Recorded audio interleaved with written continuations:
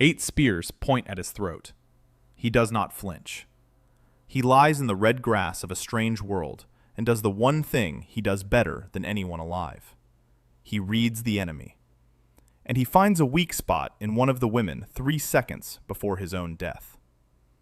Yun Hyonu opens his eyes to an amber sky. His back sinks into wet grass that reeks of smoke and iron.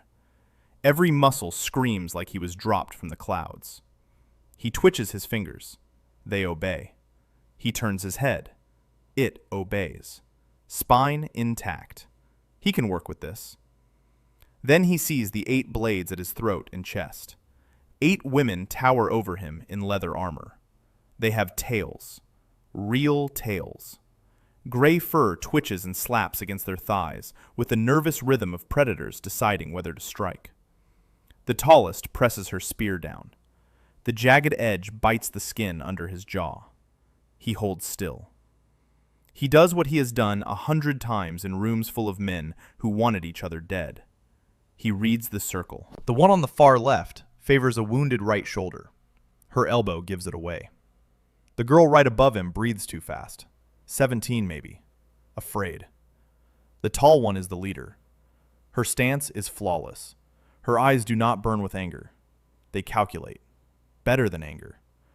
Angry people strike fast. Calculating people can be reached. He lifts both palms. Open. Empty. The oldest gesture of peace in any world. He speaks Korean because it is all he has. He says his name. He says he does not know this place.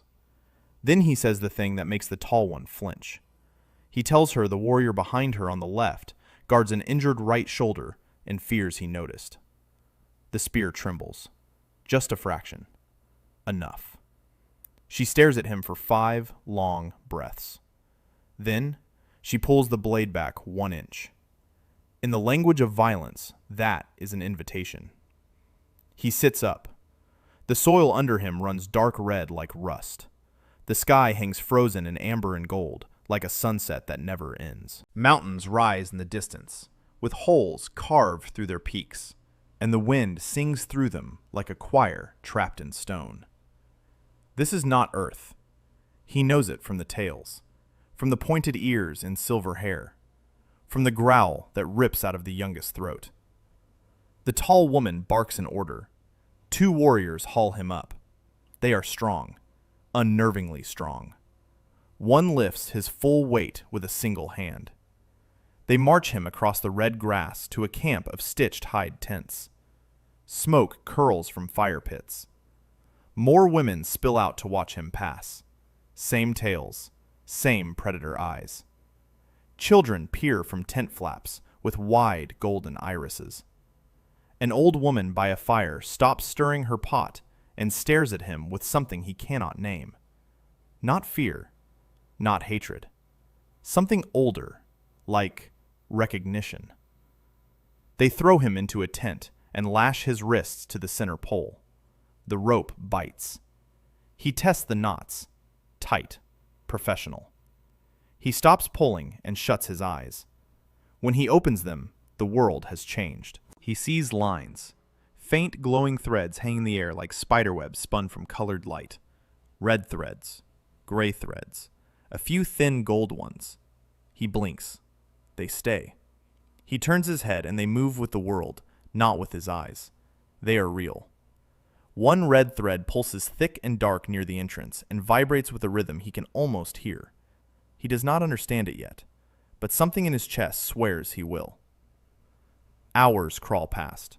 The light fades from gold to orange to dark. Voices argue outside. He reads the tone even without the words. Sharp voices. Cautious voices.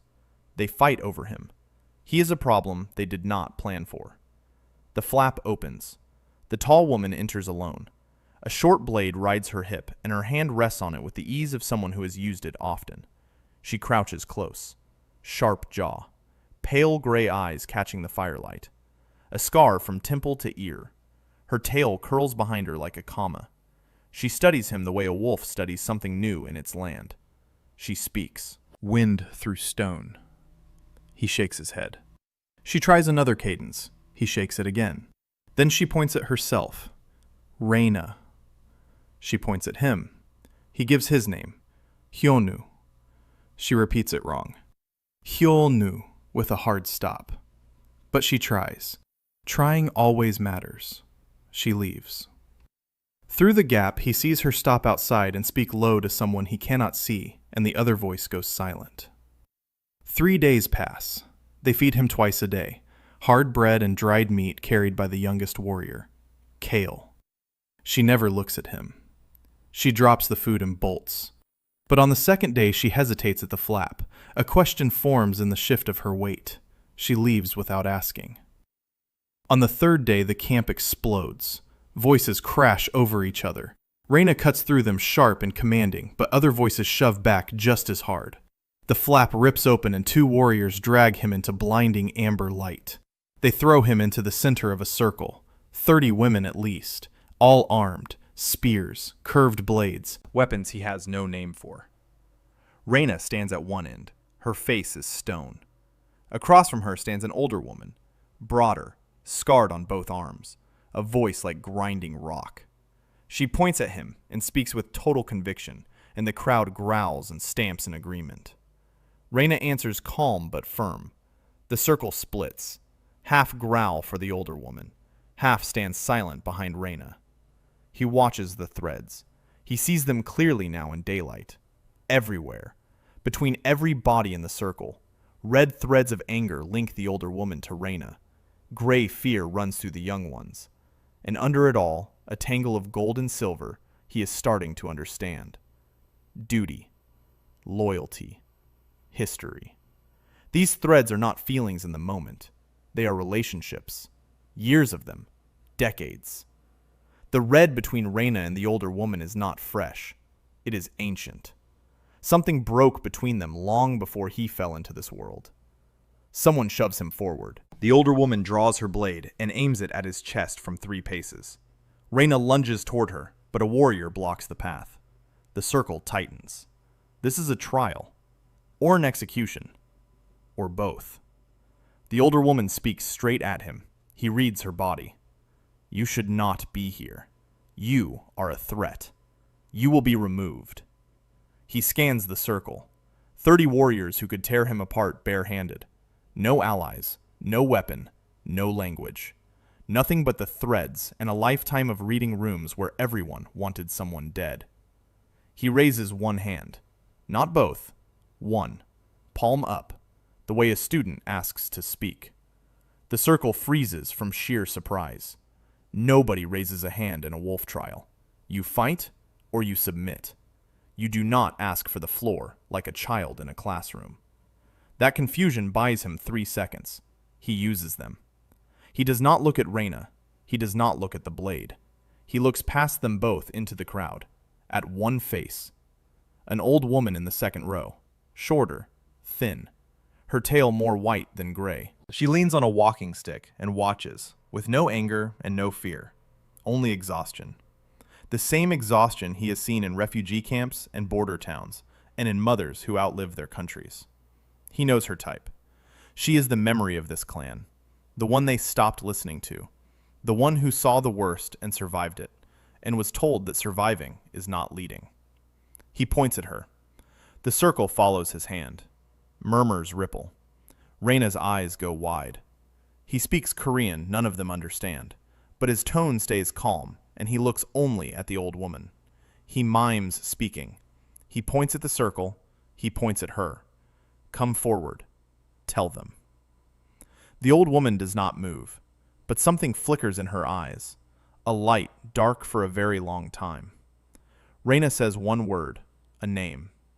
Michaela. The old woman looks at Reina. Something heavy passes between them. Michaela steps forward. The circle parts. Her stick taps the packed earth with every step. She reaches the center and stands beside him and faces the warriors of her own clan. The clan that silenced her 10 years ago. Then she speaks, low and rough and cracking at the edges. She speaks a long time. He does not understand a word, but he watches the threads. As she speaks, the red threads thin. The gray fear shifts. New threads bloom. Faint. Almost invisible. Blue. The color of something he will later call shared grief. Her voice breaks twice. Each time she swallows hard and pushes on. By the end, several young warriors have lowered their weapons. The older woman has not sheathed her blade, but her arm has dropped to her side. He turns to Reyna. He speaks Korean, knowing she will not catch the words, but he points at Michaela, then at Reyna, then at the circle. You are not fighting about me. You are fighting about something far older than me. She knows what it is. Ask her. Reyna stares. The threads between them are thin and new. Barely there, but there. A single strand of pale blue. The first thread of trust aimed at him in this world. She turns to Michaela and asks one word. Michaela answers with 3. Reyna shuts her eyes. When she opens them, she speaks to the circle in a different voice. Quieter, heavier, honest. The circle listens. The older woman sheathes her blade, not in agreement, in deference to something she cannot ignore.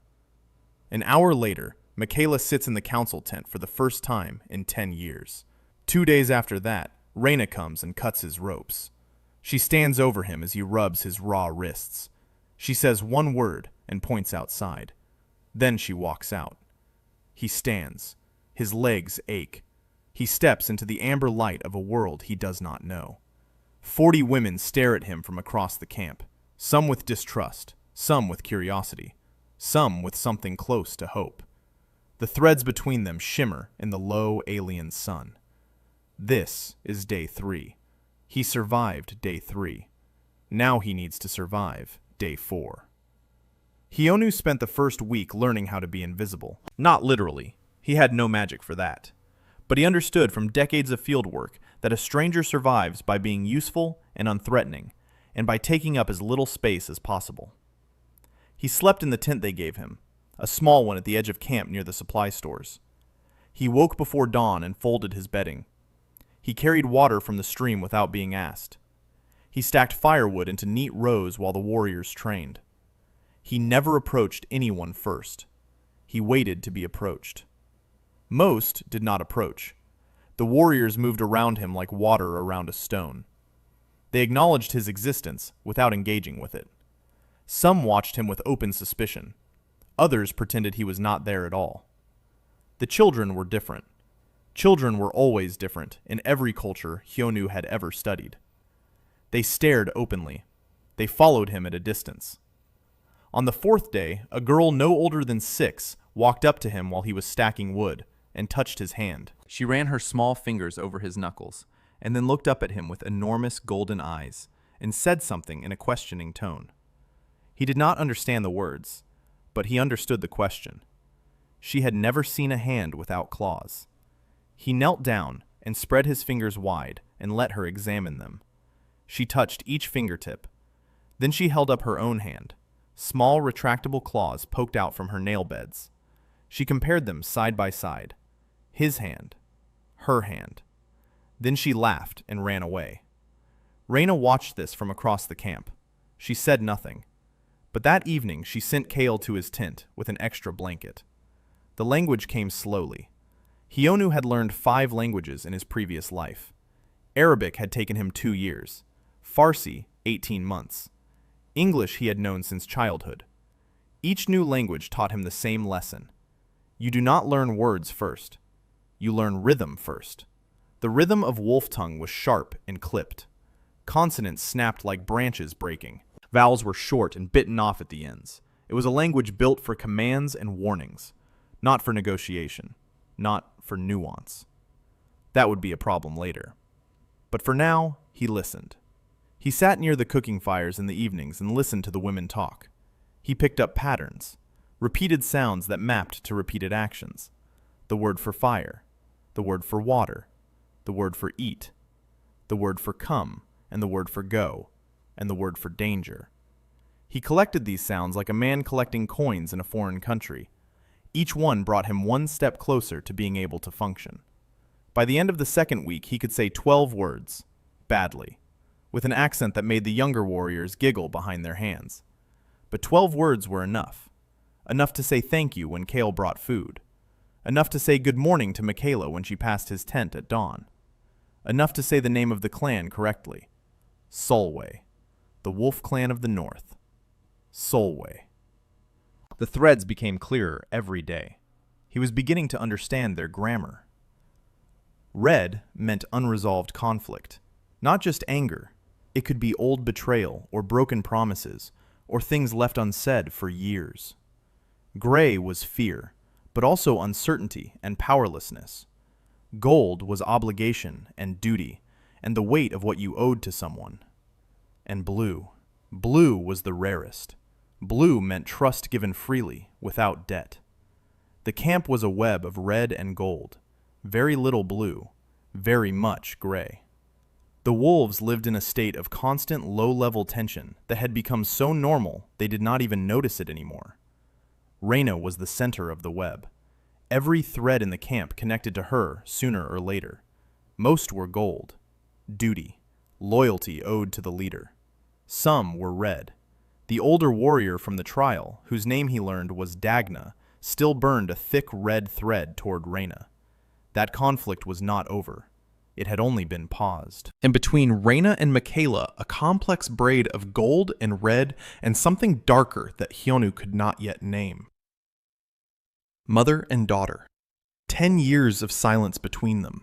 Gold because blood demanded it, red because something had broken. He filed all of this away. He did not act on it. Not yet. Acting too early was how diplomats got killed. You watched. You mapped. You waited for the moment when acting would be welcomed rather than resisted. That moment had not come. The camp moved on the 15th day. Hyonu learned that the wolves were not settlers. They were nomads. Their territory covered hundreds of miles of northern tundra and forest, and they followed game migration patterns that had been memorized across generations. The entire camp packed into bundles and loaded onto the backs of massive gray animals that looked like something between a horse and an elk with 6 legs and wide flat hooves for snow travel. They were called Ronka, and they smelled terrible, and they regarded Hyonu with deep suspicion. The Ronka assigned to carry his supplies tried to bite him 3 times before Kale intervened with a sharp word that made the beast flatten its ears and submit. They traveled for 4 days.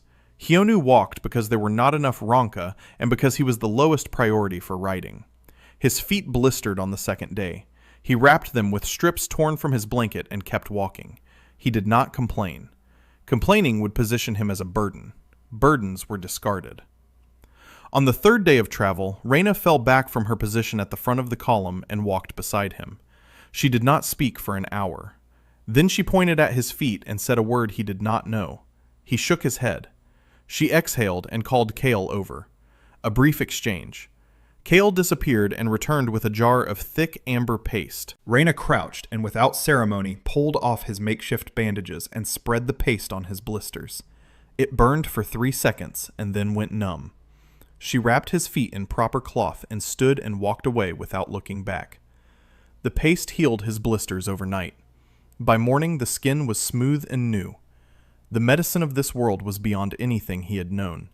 He added this to his growing mental catalog of things that mattered. The new camp was in a valley between 2 ridges of dark stone.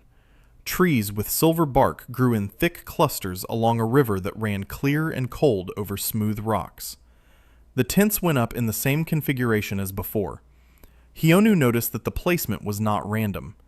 Reyna's tent was in the center. The warriors' tents formed a ring around hers. The supply tents and non-combat members made up the outer ring. His tent was in the outermost ring. The geometry of trust made visible in canvas and rope. He spent the first evening in the new camp, sitting by the river watching the threads. The water caught the amber light of the sky and turned it into something like liquid bronze. The wind through the mountain arches above hummed its low tone, and the threads between the wolves in the camp behind him pulsed with the steady rhythm of a community settling into a familiar place. This valley was home, or the closest thing to home that nomads had. He could feel it in the way the threads softened, in the way the gold threads brightened and the gray threads thinned. People relaxed here. They felt safe. He needed to understand what made this place safe, so he could eventually build that feeling somewhere else. On his 20th day in the wolf camp, Hyonu built the first tea court. He did not call it that. He did not announce it. He simply found a flat rock near the river that was sheltered from wind by 2 silver bark trees. He carried a pot from the supply tent. He gathered leaves from a plant that Kale had shown him the wolves used for a bitter, hot drink. He boiled water over a small fire and brewed the drink the way he had watched the camp cooks do it. Then he sat on the rock and drank. Alone. He did this for 3 days. The water dispute began with a dead ronka. A patrol found it on the southern edge of wolf territory, bloated and stiff, by a stream that marked the border with the tiger clan of the Red Plateau. The animal had been poisoned, not by the water itself, but by something placed in the water upstream. Dagna brought the news to Reyna at dawn, and the camp went into controlled chaos within minutes. Weapons were checked. Patrols doubled. The southern stream was declared off-limits. The wolves had 2 other water sources, but both were seasonal, and one was already running thin. Losing the southern stream meant rationing within a month. Hyonu watched the threads from his place by the tea court. The entire camp had shifted from its settled amber calm to a web of bright red and dark gray, fear and anger in equal measure. He had seen this pattern before, in different tents, in a different desert, on a different world. A resource crisis plus an old enemy equaled escalation. And escalation in a world of warriors who could break a man's spine with one hand meant blood. He went to find Reyna. She was in the war tent with 6 of her senior warriors, including Dagna. The map spread before them was drawn on stretched hide with territories marked in colored dyes. Reyna was pointing at the southern border and speaking rapidly. Hyonu caught fragments. Water, poison, tigers, respond. He waited at the entrance until Reyna noticed him. She waved him in with an impatient gesture. He entered and stood at the edge of the group and waited until there was a pause. Then he asked one question. He used the limited words he had and supplemented with gestures. He asked whether anyone had gone to the stream to look at where the poison had been placed. Silence. The warriors looked at each other. They had found the dead ronka. They had tested the water. They had assumed the source was upstream in tiger territory. But nobody had walked the stream to confirm. Reyna sent 2 scouts immediately. They returned 4 hours later with unexpected news. The poison had been placed not upstream, but at the border itself, in a shallow pool where both wolf and tiger ronka drank. The placement was strange. If the tigers wanted to poison wolf water, they would have done it upstream, where their own animals would be safe. Poisoning the shared pool hurt both sides. Hyonu said one word, a word he had learned just 3 days ago from Michaela. The word meant outsider. Reyna looked at him sharply. He continued with gestures and broken phrases. Someone who is neither wolf nor tiger. Someone who benefits when wolves and tigers fight. He could not say all of this with words, but the threads in the tent helped. He could see the moment when comprehension hit Reyna. The red thread between her and the abstract concept of tigers thinned.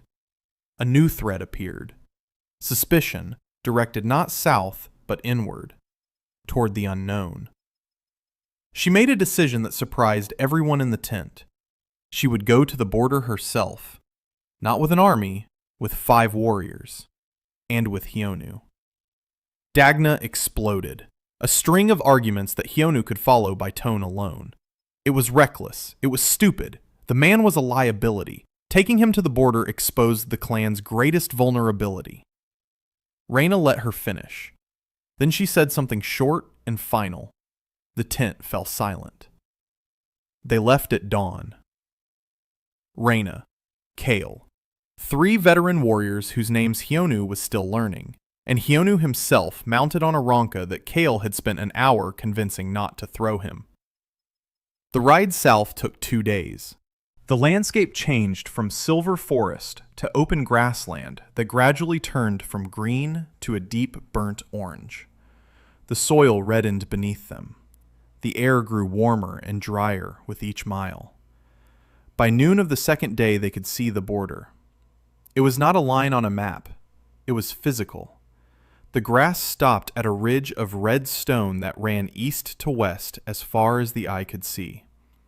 Beyond the ridge, the plateau rose in terraces of crimson and amber rock. Tiger territory. Beautiful and hostile and completely exposed. They camped 100 yards from the border. The poisoned stream ran 30 paces to their west. Its water was clear now. Whatever had been placed there had dissolved or been washed away, but the dead grass along its banks told the story. Reyna posted guards and waited. She was not waiting for an attack. She was waiting for the tigers to notice her. The flags she had planted at their camp were traditional parley markers, gray cloth with a white stripe. Even enemies honored parley in this world. Usually. The response came at sunset. 3 figures appeared on the ridge above them, tall, leaner than the wolves. Their fur was shorter and striped in patterns of rust and black. They wore lighter armor and carried curved bows slung across their backs. The one in the center was younger than the other 2. She stood at the edge of the ridge and looked down at the wolf camp with an expression that Hyonu could read even at this distance. Contempt layered over curiosity, layered over something else.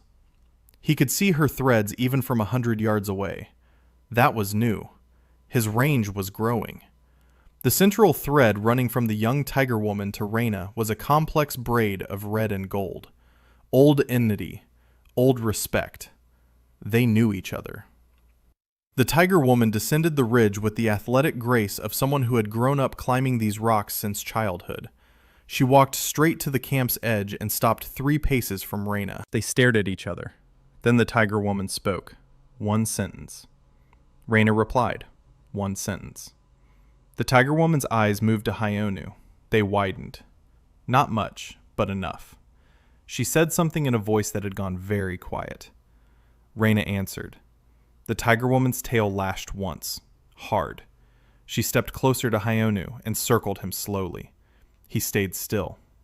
She was shorter than Reyna, but her presence was sharper, more concentrated, like a blade compared to Reyna's broadsword. She stopped in front of him and spoke directly to him. He did not understand the words, but he understood the thread that formed between them the moment their eyes met. It was bright gold, strong, immediate. Obligation. Not personal obligation, something larger. This woman felt that his existence obligated her to something, and she was furious about it. He bowed his head. A small bow, the kind you give to someone whose position you respect, even if you do not know what that position is. She blinked. Then she turned to Reyna and spoke rapidly for several minutes. Reyna listened. The threads between them shifted as the conversation continued. Red fading, gold brightening. They were finding common ground through whatever news Reyna was sharing. Kale translated for Hyonu and whispered fragments that night. The tiger woman was Yun Hyonu, daughter of the dead Arkantka of the Red Plateau. She had come to the border not because of the parley flags, but because 3 of her own Ronka had died from the same poison 2 days earlier. 2 clans, same poison, same timeline. Neither had done it to the other. They made camp together that night. Wolves on one side, tigers on the other. A fire between them. Hyonu brewed the bitter tea on a flat rock he found near the stream, and served it without being asked. He served Reyna first because she was host. He served Yuria second because she was guest. He served the warriors alternating wolf and tiger so that no side felt prioritized. The sequence took 4 minutes, and he had planned it in 10 seconds. This was what he did. This was what he had always done. Arrange the room so the room does the work. Yuria watched him serve with narrowed eyes. She accepted her cup without thanks, but she drank it. And when she spoke next, she directed her words not at Reyna, but at Hyonu. Kale whispered the translation. She said she had heard rumors of a man among the wolves. She said she came to see if the rumors were true. She said he was smaller than she expected, and his ears were wrong, and his hands were strange, and he poured tea like a priestess. Then she said something that made Kale pause before translating. She said his eyes were the first she had seen in years that were not calculating how to kill her. She had come to verify the poison, but she was looking at Hyonu as if verifying something entirely different. The next morning they walked the stream together, all of them, wolves and tigers following the water north to where it split from a larger river. A mile upstream they found the source. Clay pots buried in the mud along the bank. 3 of them, cracked open and leaking a dark residue into the water. The pots were not wolf-made, not tiger-made. The markings on the clay were unfamiliar to both groups. Yuria crouched by the pots and ran her fingers over the symbols pressed into the wet clay. She said something to Reina in a flat voice. Reina nodded once. They looked at each other across the broken pots, and for the first time, the red thread between them dimmed almost to nothing. Replaced by something Hyonu had seen only in war zones, when 2 sides suddenly realized they shared an enemy. Yuria stayed for 9 days. In those 9 days, Hyonu learned more about the politics of Iran than he had in the entire month before. She talked, not to him specifically. She talked at him the way people talk at someone they are testing. Rapid sentences thrown like stones to see which ones he could catch and which ones hit him in the face. Kale translated the ones he missed, which was most of them, but he caught more each day. The Tiger Clan controlled the Red Plateau, a vast elevated tableland of red rock and dry grass that sat higher than any other territory in Iran. The altitude made it defensible. The dryness made it harsh. Tiger warriors were leaner and faster than wolves because their land demanded it. You could not be slow on the plateau. The wind would take you off the edge. Yuria's mother had died 8 years ago in a border skirmish with the Dragon Clan. Yuria had been 17. The Council of Elders had placed the Arkanta's circlet on her head the same day they buried her mother. She had not had time to grieve, because grief was a luxury the plateau did not offer. She ran her clan through force of will and a reputation for unpredictability that kept enemies guessing. But Hyonu could see through the reputation. The threads around Yuria were a tangled mess. Gold threads of duty pulled at her from every direction. Red threads of unresolved conflicts with her own council crisscrossed like barbed wire. And underneath all of it, a gray thread so deep and heavy it was nearly black. It ran from Yuria's chest straight down into the ground, as if anchored to the earth itself. Hyonu had seen this thread before, in aid workers who had been in the field too long, in hostage negotiators after a failed negotiation, in anyone who carried weight they could not put down and could not share. It was exhaustion. Not physical, existential. She was 25 and she was already tired of being needed. He did not address it directly. That would be a mistake with someone like Yuria. Instead, he did something that confused her deeply. He asked her about the plateau's flowers. Kale translated the question, and Yuria stared at Hyonu as if he had grown a second head. The Red Plateau was not known for flowers. It was known for war and wind and cliffs that dropped 2,000 feet straight down. But Hyonu had noticed something on the ridge when they first arrived. A tiny plant growing in the crack of the red stone. It had pale yellow petals no bigger than a fingernail. He asked Yuria what it was called. She told him the name. A word that sounded like it was made of gravel and sunlight. It meant something like stubborn bloom. She said it only grew in the cracks of the highest cliffs, where the wind was worst. It survived because its roots went deeper than the rock. Then she stopped talking and looked at him with an expression he would remember for the rest of his life. It was the expression of someone who has just realized they are being understood in a way they did not give permission for. She stood up and walked away without finishing her tea. She did not come back to the rock for 2 days. When she returned, she brought a dried specimen of the yellow flower, wrapped in a piece of leather. She placed it on the rock next to his cup without a word, and sat down. He placed it in his pocket. She saw this and her jaw tightened. but she said nothing. The investigation into the poison pots continued. Reyna sent scouts north along the river. Yuria sent her remaining warriors south along the plateau edge. The scouts returned with conflicting reports. The wolves found tracks heading northeast toward the mountains. The tiger warrior found nothing, but reported that the clay used in the pots matched sediment from the coastal regions far to the east. Coastal regions. That meant either the Fox clan of the Misty Valleys or the Cat clan of the Sand Coast. Two possibilities that pointed in very different political directions. On the 6th day, Yuria and Reyna sat together at the tea court. This was the first time they had shared the rock. Hyonu poured for both of them, and then stood to leave. Reyna said his name. He sat back down. They wanted him here. Not as a translator. Kale was standing right there for that. They wanted him as what he was slowly becoming. A third point. A neutral presence that made it possible for two enemies to sit side by side without one reaching for a blade. They talked for 2 hours. Hyonu understood perhaps half of what was said, but the threads told him the rest. They discussed the poison. They discussed territory. And then carefully, slowly, like two people crossing a frozen lake, they discussed the real problem. The winters were getting longer. Game was moving south. The wolves needed to migrate further than ever. Their traditional path cut through the eastern edge of tiger territory. Every year the overlap grew. Every year the tension grew with it. Every year someone died at the border. Yuria laid this out with the clinical precision of someone who had spent years studying the problem. Reyna confirmed it from the wolf side. Same problem, different angle. Hyonu listened and watched the threads between them. Red fading, gold brightening. And for the first time, a thin strand of blue appearing between two women whose clans had been killing each other's scouts for 50 years. When they finished, Hyonu asked one question. He had enough words now to ask it in wolf tongue, though his accent made Yuria wince. He asked what the water was worth if neither of them could drink it. Both women looked at him. He continued, slowly, choosing each word. The southern stream was the border. Both sides fought over it, but the poison had shown that neither side controlled it. A third party could deny it to both whenever they wanted. The stream was not a resource. It was a vulnerability.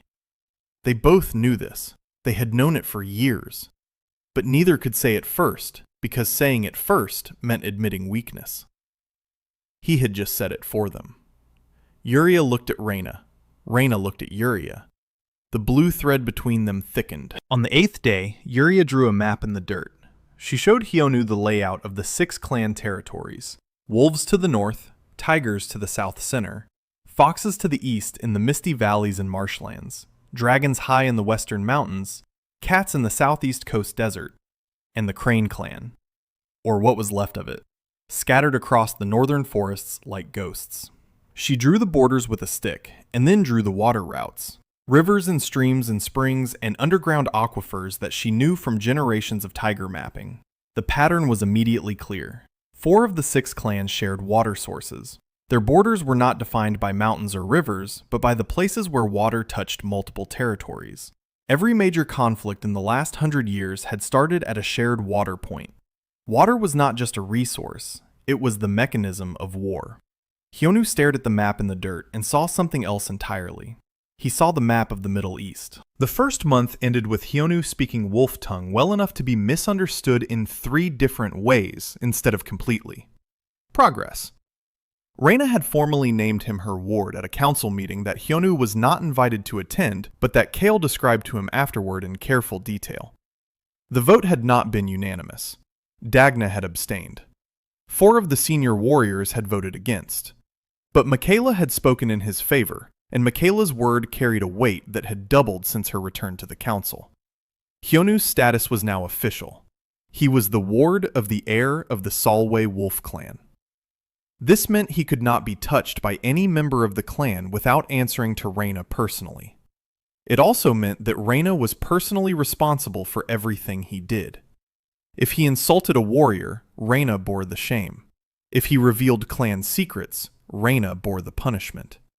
She had wagered her reputation on him. He intended to make that wager pay. The tea court had grown, not in size but in significance. The flat rock by the river was now a recognized place. Warriors who had disputes came there instead of drawing blades, not because Hyonu had told them to, because Michaela had started sending them.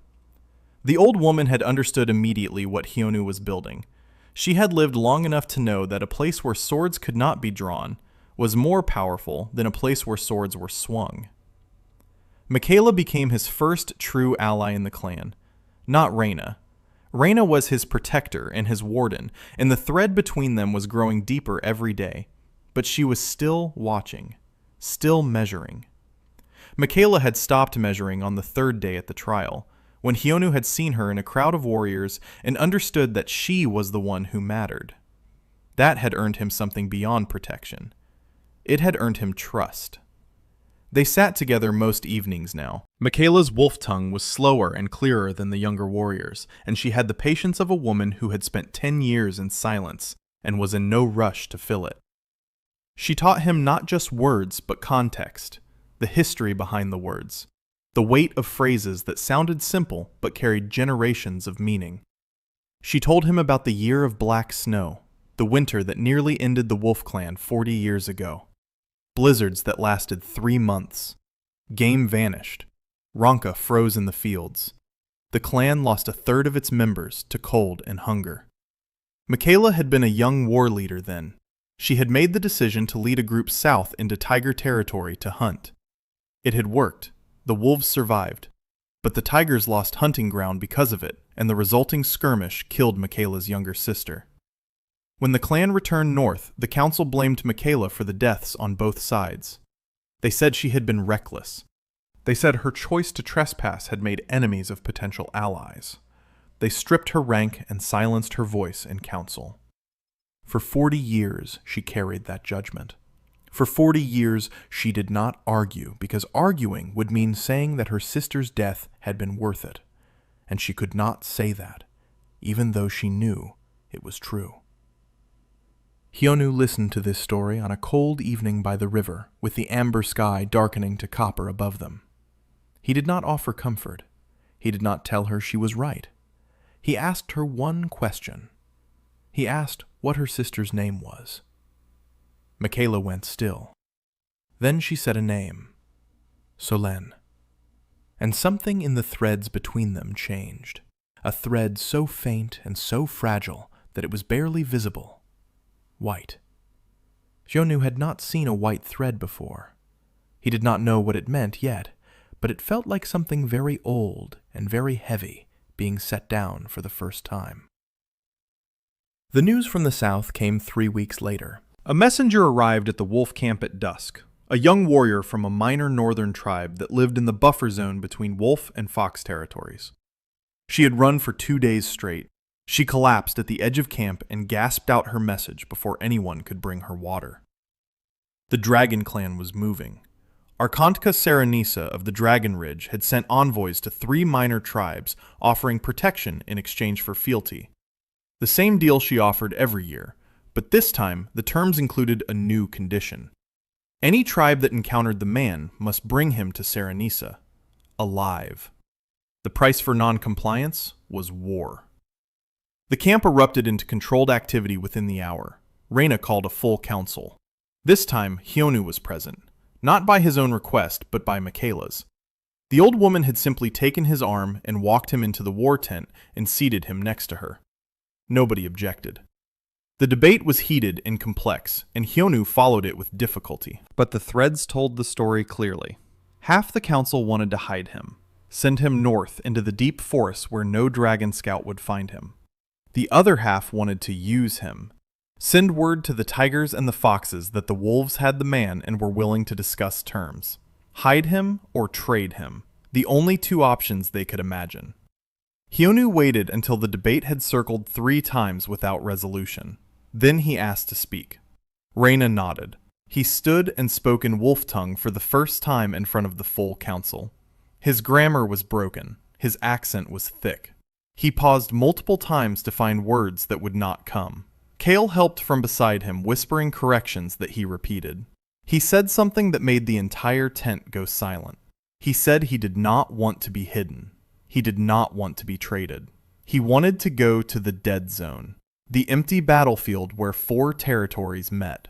He wanted to build a place there, not a fort, not a camp, a table. A place where someone from each clan could sit and talk without drawing blood. He said Serenissa wanted him because he was a resource. He wanted to stop being a resource and become a location. Resources could be stolen. Locations could not. The silence stretched. Then Dagna laughed, a harsh bark of disbelief. She said something rapid and dismissive that Kale did not need to translate. Its meaning was clear. Madness. Reyna did not laugh. She looked at Hyonu for a long time. Then she looked at Michaela. Something passed between them. Another of those complex braided threads of mother and daughter and broken years and the slow rebuilding that Hyonu's presence had set in motion. Michaela spoke, short and direct. She said the man was right. A wolf could be hunted. A place could not. Several heads turned. Michaela had not spoken with this kind of authority in 10 years. The weight of her voice landed differently now than it had before. Now it carried the credibility of someone who had been right before and been punished for it, and the clan was beginning to remember that the punishment had not made her wrong. The vote was not held that night. Reyna dismissed the council and said she would decide in the morning. She came to the tea court at midnight. Hyonu was there. He had known she would come. He had already boiled water and prepared 2 cups. She sat and took the cup he offered and drank, and looked at the river in the darkness. The water caught no light now. It was a black ribbon, cutting through darker earth. She asked him the question he had been expecting since the day he arrived. She asked if he was real. He did not understand at first. Kale was not there to translate. But Reyna repeated the word and touched her own chest, and then pointed at him and said the word again. Real. True. Not a spirit or a punishment or a trick of the sky. A person. He answered yes. She said another word he did not know. She said it softly, and it sounded like it hurt. He asked Michaela the next morning what the word meant. The old woman looked at him for a long time before answering. She said the word meant something like a crack in the ice, through which you could see the water moving underneath. It was used for moments when something you believed was solid turned out to be only a surface over something deep and living. It was the closest thing the wolf language had to the word hope. Reyna made her decision at dawn. The dead zone was worse than the map suggested. 3 days of travel south from the wolf camp brought them to a stretch of land that looked like the earth itself had given up. Brown grass grew in patches between exposed rock. The soil was thin and pale and cracked in places where old roots had died and left nothing behind. A shallow creek ran through the center, but its water was cloudy and slow. The battlefield scars were still visible. Trenches cut into the ground decades ago had softened with rain and time, but their shapes remained. Broken weapon handles jutted from the dirt like the bones of something buried in a hurry. Reyna stood at the edge of the clearing and surveyed it with an expression that said everything her mouth did not. This was not a place where hope went to grow. This was a place where hope went to be buried alongside the women who had carried it. Hyonu walked the perimeter. He counted paces. He checked the creek water by cupping it in his hands and smelling it. Muddy, but not poisoned.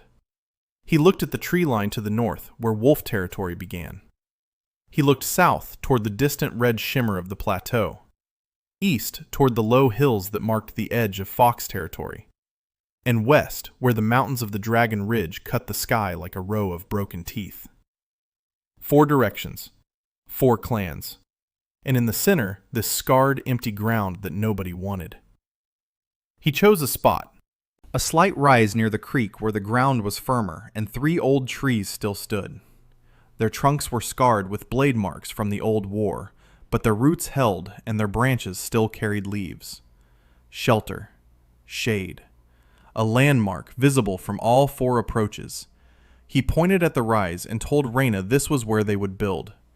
She looked at the 3 scarred trees and then at him and said one word that Kale translated as stubborn. They had brought 12 wolves, Reyna and Kale, and 10 warriors who had volunteered or been volunteered, depending on how one interpreted the tone of Reyna's request. They set up a temporary camp on the rise and began clearing the ground. Hyonu worked beside them. He was slower and weaker than any wolf in the party, but he did not stop and he did not rest until they rested. This mattered.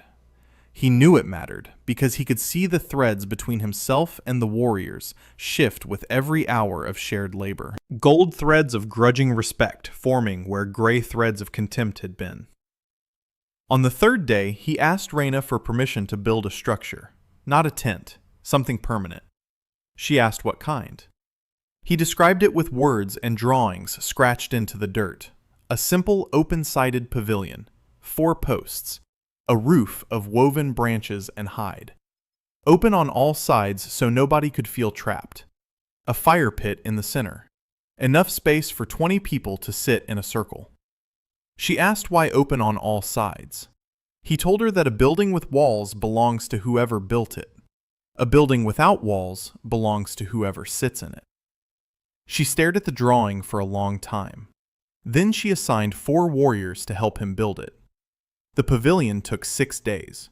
Hyonu had never built anything larger than a bookshelf in his previous life, but the wolves were natural builders. They worked with wood and rope and hide the way they did everything else. Fast, efficient. With a physical confidence that made him feel like a child assembling a toy beside master carpenters. But they followed his design. The 4 posts, the open sides, the circular seating. He insisted on one detail that confused them. The fire pit was not in the exact center. It was offset toward the north. The seat at the southern end of the circle was therefore the farthest from the fire. The warmest seat was to the north. He placed it there because visitors from the south would be tiger and dragon. They came from warmer lands. They would not need the fire. Wolves from the north would sit closer to the warmth of home. A tiny detail. Nobody would notice it consciously, but their bodies would notice. Comfort was the first language of trust. On the 10th day at the dead zone, a rider appeared from the east. A single figure on a mount that was not a ronka.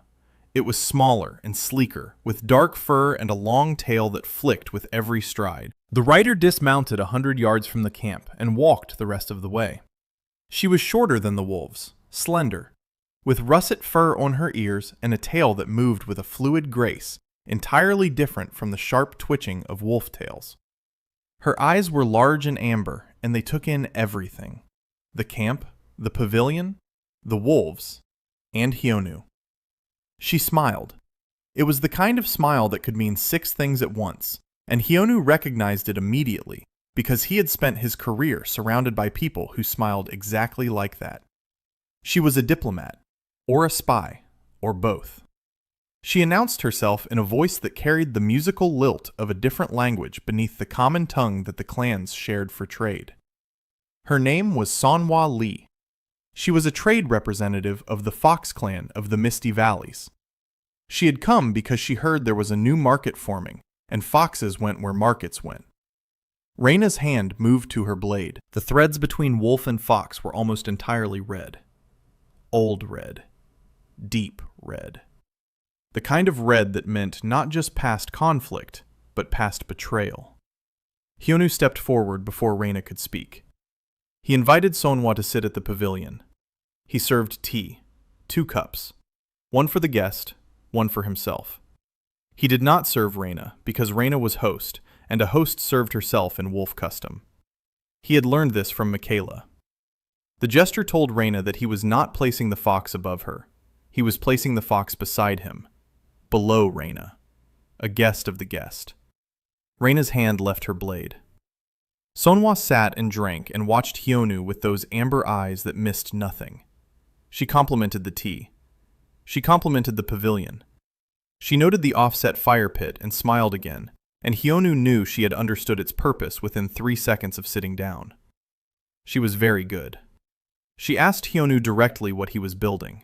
Not what the structure was, what it meant. He told her, in his broken common tongue, supplemented by wolf tongue words, that he was building a place where people from different clans could sit and talk without killing each other. She laughed. It was a warm laugh, genuine. The first genuine thing she had shown since arriving. She said the Foxes had been trying to do that for 200 years, through trade agreements and marriage alliances and information brokerage, and none of it had lasted more than a season. He asked her why. She tilted her head and studied him, as if deciding how much truth to offer a stranger. Then she said something that cut through every layer of diplomatic language she had been using. She said the Foxes failed because they always wanted something from the deal. Every alliance was a transaction. Every kindness was an investment. The other clans knew this, and so every Fox offer was examined for the hidden hook. She paused and looked at him, and said she was looking for his hook. He met her eyes. The threads between them were fascinating, gold and silver twisting together in a pattern he had never seen. This was a woman who processed every human interaction as a negotiation, and she could not find the terms in what he was offering. It unsettled her. Good. Unsettled was better than certain. Certain people could not be moved. Unsettled people were already in motion. He told her there was no hook. She did not believe him. He did not expect her to. He told her she was welcome to stay and watch and wait for the hook to appear. If she found it, he would admit it freely. She stayed. Reina was not pleased. The first night with Sanhwa in camp, the tension was visible in every thread. Wolf warriors sat with their backs to the fox woman and their ears turned toward her. Sanhwa seemed unbothered. She sat by the fire and hummed a melody and cleaned her nails with a small knife, and radiated a calm that Hyonu suspected took enormous effort to maintain. He sat between the two groups.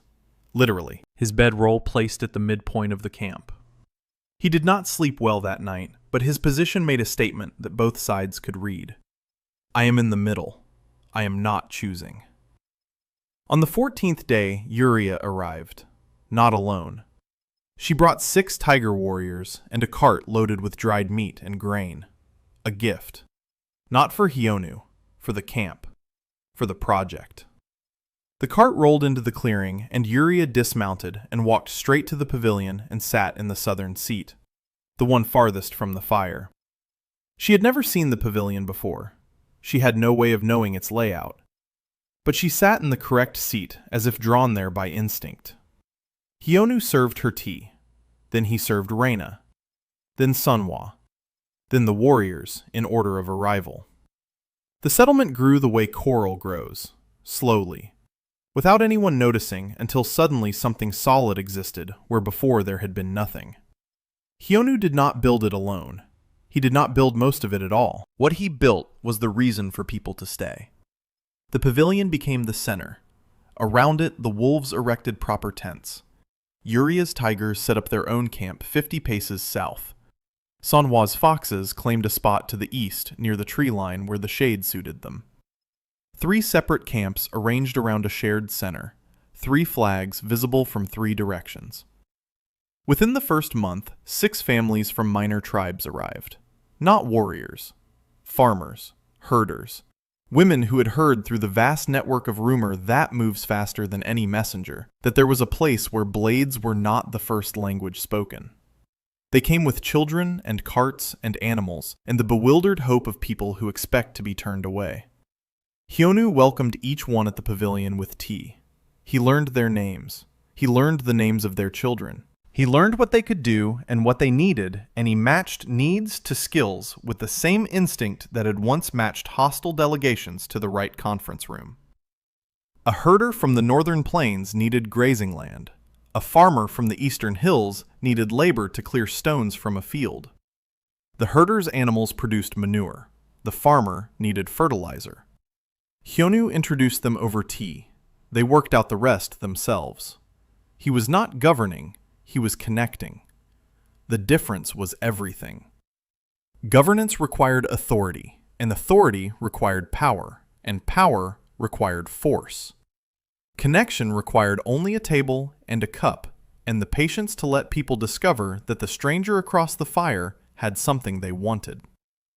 Reyna watched this with growing unease that she tried and failed to hide from Hyonu's thread sight. The settlement was becoming something larger than a diplomatic experiment. It was becoming a community. And communities needed protection. She pulled Hyonu aside on a gray morning when the sky was lower than usual and the mountains hummed with approaching weather. She told him that word of the settlement had reached the Dragon Ridge. Serenissa knew where he was. She knew about the pavilion and the 3 clans and the minor tribes. She had not moved yet. But Reyna's scouts reported increased dragon patrols along the western mountain passes. They were mapping approaches. Hyonu asked how long. Reyna said maybe 2 months before Serenissa felt confident enough to act. Maybe less if something provoked her. 2 months. Not enough time to build walls or train fighters or forge alliances strong enough to deter an Archontka who commanded the largest military force in Iran. But enough time to make the settlement valuable enough that destroying it would cost more than capturing it. Hyonu went to work. He asked Manhwa to open trade channels with the Fox clan's network of coastal merchants. Not through official diplomacy, through commerce, simple trade. Wolf furs for tiger grain for fox-crafted tools, a triangular exchange that gave each clan something it could not produce itself. Manhwa understood immediately. She was a fox, after all. Trade was her language. Within 2 weeks, the first merchant caravan arrived from the east. 3 carts loaded with ironwork and woven cloth, and a type of preserved fruit that the wolves had never tasted. The merchant stayed 2 days and left with wolf pelts and tiger-dried meat and something more valuable than either. Stories. They carried stories back to the Misty Valleys about a place where you could trade with 3 clans at once without paying tribute to any of them. More merchants came the next week, and the week after. The market grew around the pavilion like a second ring of life. Hyonu asked Yuria for something harder. He asked her to send a message to her council on the Red Plateau.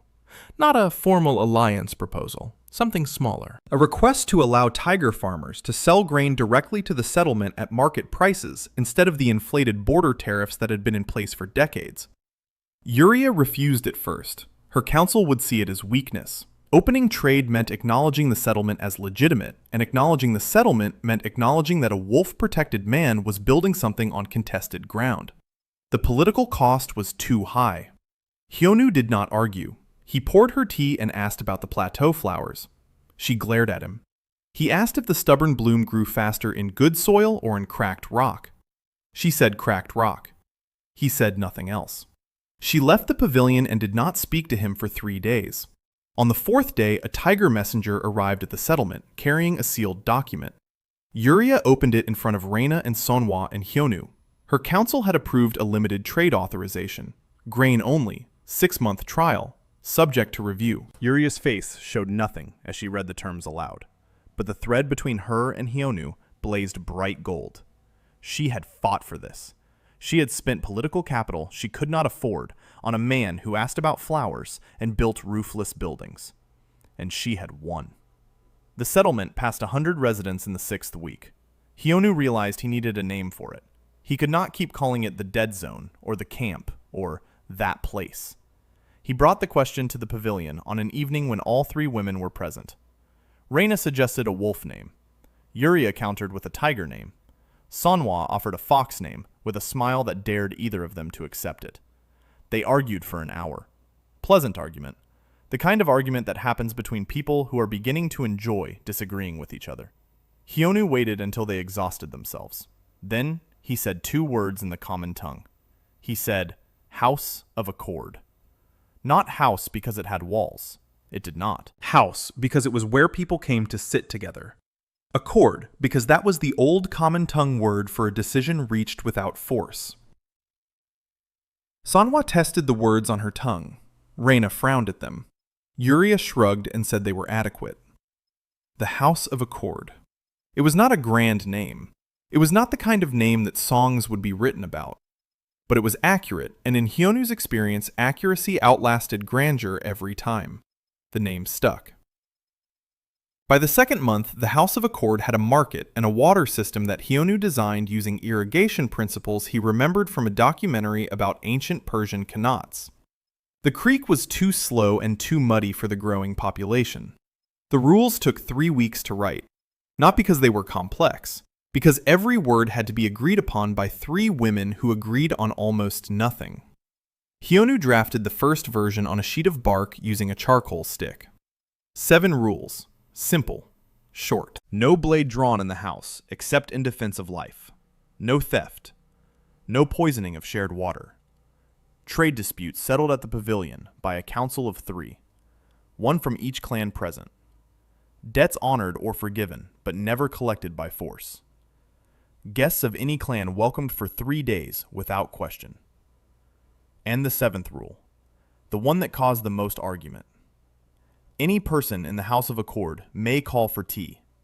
When tea is called, all disputes pause until the last cup is empty. Yuria said it was ridiculous. A rule about tea had no place in a legal document. Reina said tea was not the point. The pause was the point. Manhwa said nothing and smiled in a way that told Hyonu she understood exactly what he was doing and approved. The tea rule was a pressure valve. Every system of law needed one, a mechanism that allowed people to step back from the edge without losing face. Calling for tea was not surrender. It was not weakness. It was invoking a shared ritual, and rituals were the skeleton of civilization. Yuria argued for another 2 days.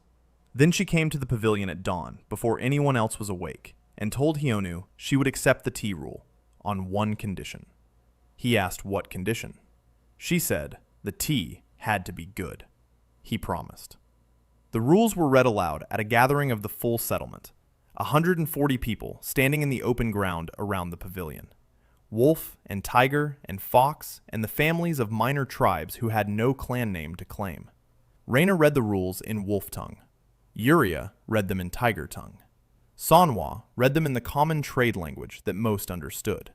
3 voices, 3 languages, 1 set of rules. Hyonu stood at the edge and watched the threads. He saw something new that day. The threads between individuals were familiar by now. Red, gold, gray, blue. But as the rules were read, a different kind of thread appeared. Not between people and the place. Faint golden lines running from the hearts of the listeners down into the ground beneath the pavilion.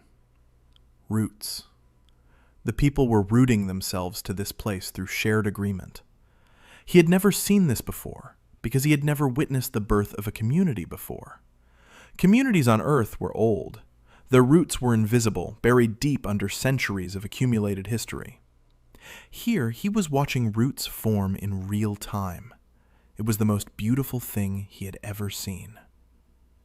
The first month after the rules were established passed in relative calm. The market grew. A blacksmith from the Cat clan of the Sand Coast arrived and set up a forge. She was the first person from the 5th clan to come, and her arrival sent ripples through the settlement. Her name was Petra, and she was enormous.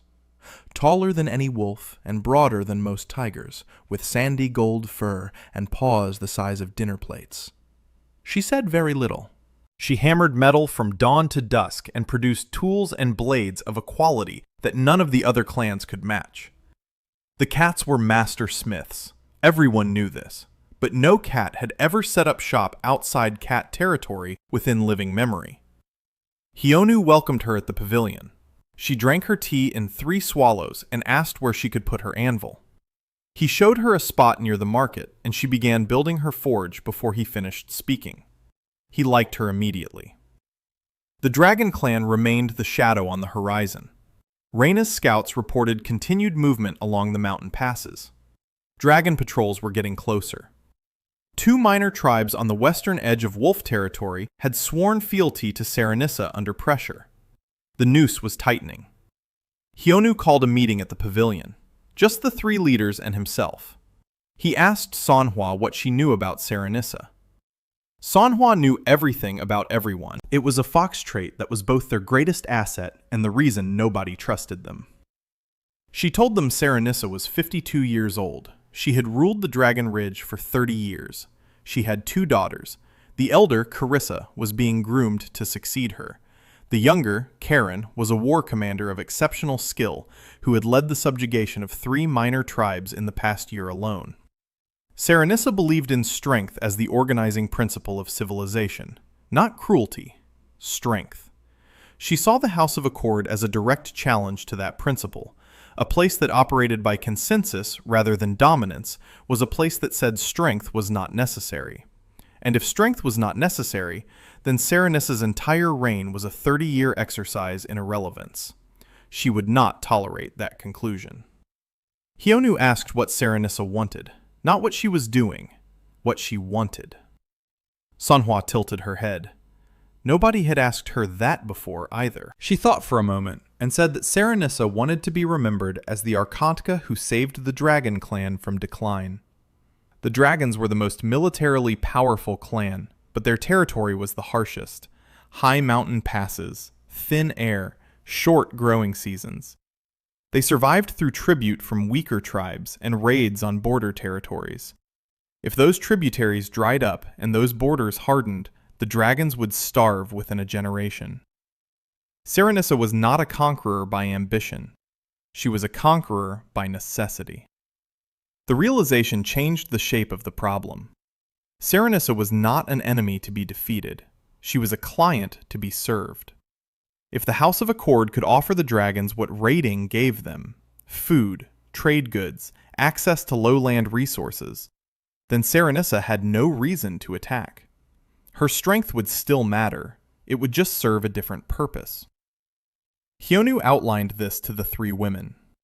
Yuria called it naive. Reina called it dangerous. Manhwa called it interesting, the same word she had used when Yuria first circled the dead zone on the dirt map. Interesting in Fox language meant worth betting on. Hyonu proposed something that made all 3 of them stare. He proposed inviting Karen, not Serenissa, her younger daughter, the war commander, the one who had spent her life enforcing her mother's will through violence. He wanted to invite the Blade of the Dragon into the house that had a rule about tea. Reina said no. Yuria said absolutely not. Manhwa said nothing and smiled. Hyonu explained. Serenissa would not come. She could not come without it appearing as submission. Karen did not leave. She did not explain why. She finished her tea and stood and walked to the edge of the settlement and sat down with her back against a tree and her sword across her knees and closed her eyes. She sat there for 2 days. Warriors from all 3 clans took turns watching her. Reina posted a guard. Yuria kept her hand on her blade whenever she passed within 50 paces. Manhwa observed from a distance with the patient attention of a naturalist studying a new species. Hyonu brought Karen food on the first evening. Dried meat and bread, and a bowl of the soup that the settlement's shared kitchen had begun producing. A recipe assembled from wolf and tiger and fox contributions that tasted like no single clan's food, but was warm and filling and somehow better for the mixture. Karen accepted the food without thanks and ate it with the mechanical efficiency of a soldier who had learned that food was fuel, and fuel was not something you wasted gratitude on. On the second day, she spoke. Not to Hyonu, to Petra. The cat blacksmith was working her forge 30 paces away, and the rhythmic ring of hammer on metal had been the backdrop to Karen's silence for 2 days. Karen stood and walked to the forge and watched Petra work for an hour without speaking. Then she pointed at the blade Petra was shaping and said something technical about the angle of the edge that made Petra stop mid-swing and look at her with new respect. They talked for 20 minutes about metalwork. Hyonu watched the threads. Between Karen and Petra, a clean golden thread formed. Respect between craftspeople. It was the simplest and most honest kind of connection. No politics, no history. Just shared knowledge of how metal behaved under heat. Karen returned to her tree afterward and resumed her silence. But something had changed. She was no longer sitting apart from the settlement. She was sitting at its edge, facing inward. On the 3rd day, Hyonu sat beside her. Not across from her, beside her, facing the same direction, looking at the same view of the settlement. He did not speak. He poured tea from the pot he had carried and placed a cup near her hand, and drank his own cup and waited. Karen picked up the cup after 10 minutes. She drank. Then she said something that Kale later translated with wide eyes. She said her mother would burn this place to the ground before winter. Hyonu nodded. He had already known this. The scouts confirmed it. The timeline confirmed it. Every strategic calculation confirmed it. Serenissa would come. She asked him what he planned to do about it. He said he planned to make it more expensive to burn than to join. She looked at him sideways. The faintest suggestion of something that was not quite a smile moved across her face. She asked how a man with no claws and no blade and no fangs planned to make anything expensive for the dragon Archeontica, who commanded 10,000 warriors. He said he was going to make Serenissa need something that only the House of Accord could provide. She asked what. He said he did not know yet, but he would figure it out. She snorted. It was the closest thing to a laugh he had heard from her. Then she said something that changed the trajectory of everything. She told him about her sister, Carissa, the elder daughter, the heir, the one being groomed to rule. Carissa was sick, a wasting illness that the dragon healers could not treat because it was not a disease of the body. It was a disease of the spirit. Carissa had been refusing food for months. She slept most of the day. She spoke to no one. The dragon healers said she was dying. Serenissa had sent envoys to every healer in the known world, and none had been able to help. Karen said this with a voice stripped of all emotion, flat, controlled, the way soldiers spoke about things that were destroying them from the inside. Hyonu could see the threads around her, the gold of duty to her mother, the red of rage at her own helplessness, and buried deep beneath everything a thread so dark it was nearly black. Grief. Preemptive grief for a sister she was already mourning while that sister still breathed. Hyonu asked one question. He asked what Carissa wanted. Karen looked at him as if he had spoken in a language from another planet. She repeated the question back to him. What did Carissa want? As if the concept of wanting was foreign when applied to the heir of the Dragon Ridge. She said she did not know. Nobody had asked. Hyonu let that silence sit between them for a long time. Then he said that sometimes people stopped eating when the life they were being fed was not the one they wanted. The illness was not always in the body. Sometimes it was in the distance between who you were and who everyone needed you to be. Karen stared at the settlement for a very long time. She asked if he could help. He said he did not know. He could not promise to heal someone he had never met, but he could listen. Listening was what he did, and sometimes listening was enough. Karen stood. She picked up her sword and slung it across her back and walked to the pavilion. She sat in the western seat, the dragon seat, the seat that had been empty since the pavilion was built. Reyna saw this from across the camp and went very still. Yuria saw it, and her hand drifted to her blade and then slowly fell away. Sanhwa saw it, and her smile vanished, replaced by something more honest. Something that looked like the first real surprise she had felt in years. 4 seats, 4 clans. The pavilion was full. Hyonu sat at the small stool he had placed for himself outside the circle, not in it. He was not a clan leader. He was not a member of any clan. He was the person who made the circle possible. His place was at the edge, where he could see all the threads at once. He served tea to 4 women who a month ago would have killed each other on sight. The threads between them were a mess, red and gold and gray tangled together in patterns that would take months to untangle. But at the center of the mess, 4 thin blue threads ran from each woman to the teapot in Hyonu's hands. Trust. Not in each other. Not yet. Trust in the ritual. Trust in the cup. Trust that the man pouring would not poison them because his entire purpose was to keep them alive and talking. It was not much, but it was a beginning. That night, Karen told them about Carissa. She told the story without emotion in the same flat soldier's voice, but the threads from her chest pulsed dark with every sentence. Reyna listened in silence. Yuria's jaw tightened. Sanhwa's amber eyes went soft in a way that Hyonu had not seen before. When Karen finished, there was quiet in the pavilion. Then Sanhwa spoke. She said the foxes had healers who worked not with herbs, but with stories. They sat with the sick and listened, and sometimes the listening itself was the medicine. She offered to send word to the Misty Valleys for one. Yuria said the Tiger Elders knew techniques for restoration of spirit through physical challenge, guided climbs.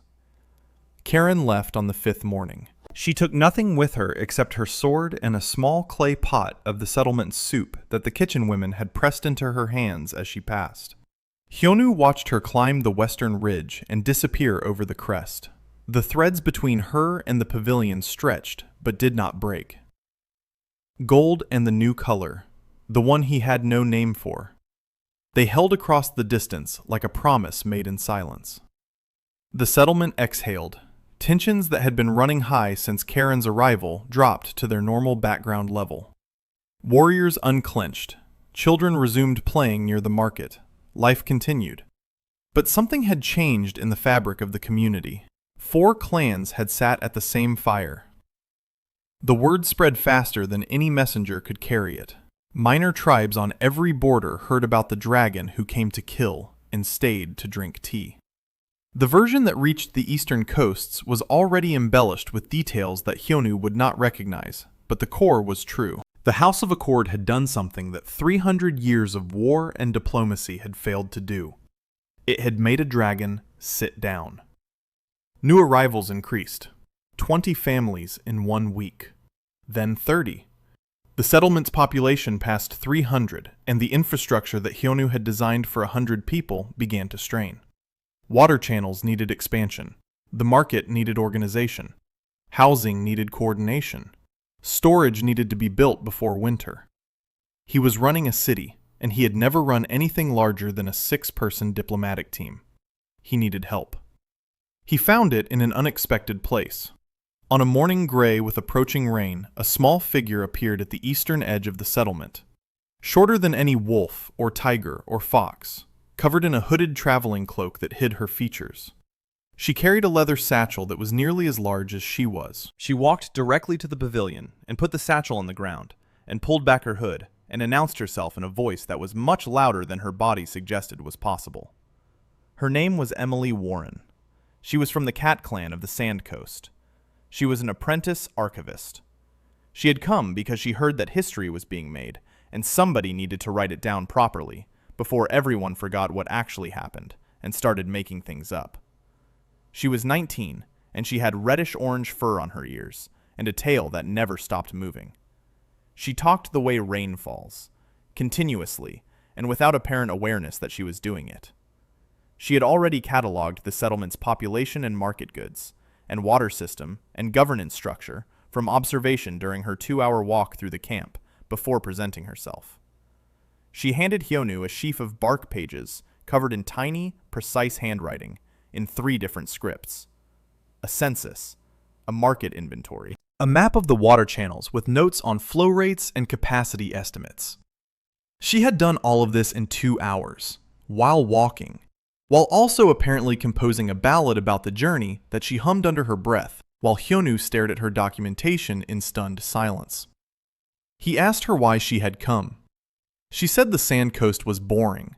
She said her clan thought archiving was a waste of time. She said her grandmother called her paper cat as an insult, and she had decided to make it a title instead. She said she was going to write the history of everything that happened here, and nobody was going to stop her. Hyonu looked at Reina. Reina looked back at him, with an expression that clearly communicated that this was his problem, not hers. He looked at Sanhwa. Sanhwa was already reading Emily's census documents, with the focused intensity of someone who had found unexpected treasure. He told Emily she could stay. She could have a tent near the archive. She could have access to all council meetings. She could write whatever she wanted. She beamed at him with an expression of such unfiltered joy that several nearby warriors took an involuntary step back, as if exposed to something they had no defense against. Emily Warren installed herself in the settlement like a root finding soil. Within 3 days, she had organized the market records that Sanhwa's traders had been keeping in a haphazard pile of bark scraps. Within a week, she had established a filing system that tracked every trade agreement, every visitor, every dispute, and every resolution. She sat in on council meetings with a writing board on her knees and recorded everything in 3 languages, simultaneously switching between scripts without looking up. Her notes were meticulous. Her comments in the margins were not. Hyonu discovered this when he reviewed her record of a particularly tense negotiation between a wolf herder and a fox merchant. The official text was precise and neutral. The margin note read, "The wolf herder keeps looking at the fox merchant's tail. This is historically significant because it means she thinks the tail is pretty. I am recording this for posterity." He decided not to correct her editorial approach. History needed its human details. The rain came. Not the gentle rain of northern forests, but a sustained downpour that lasted 4 days and turned the settlement's paths into rivers of mud. The water channels held. The creek swelled but did not overflow, thanks to the drainage system that Hyonu had insisted on, despite protests that it was unnecessary labor. In the middle of the storm, on the 2nd night of rain, a messenger arrived from the Dragon Ridge. Drenched and exhausted, and carrying a sealed scroll marked with Serenissa's personal sigil. Reyna brought the scroll to the pavilion. Yuria and Manhwa were already there, sheltering from the rain. Hyonu opened it with hands that he forced to remain steady. The message was short, written in the common trade tongue, in a hand that was precise and angular and left no room for ambiguity. It said, "The Archontka of the Dragon Ridge acknowledges the existence of the House of Accord. The Archontka does not recognize its authority. The Archontka has received the words carried by her daughter Karen regarding the healing traditions offered by the clans present. The Archontka will send her daughter Carissa to the House of Accord, under escort for a period of 1 moon cycle, for the purpose of receiving the offered care. This is not recognition. This is not alliance. This is a mother's decision. If Carissa is harmed, the Archontka will come personally, and there will be no tea that saves anyone present." 4 women read the message. Silence filled the pavilion, except for the hammering of rain on the roof. Then Manhwa laughed, a real laugh, full and warm and shaking her shoulders. She said that Serenissa had just done something no dragon Archontka had done in 300 years. She had asked for help. The fact that she disguised it as a threat did not change what it was. Preparations began immediately. Hyonu directed the construction of a private dwelling near the pavilion. Not a tent, a proper structure with walls and a roof and a door that could be closed. Carissa would need privacy. She would need quiet. She would need space that felt safe.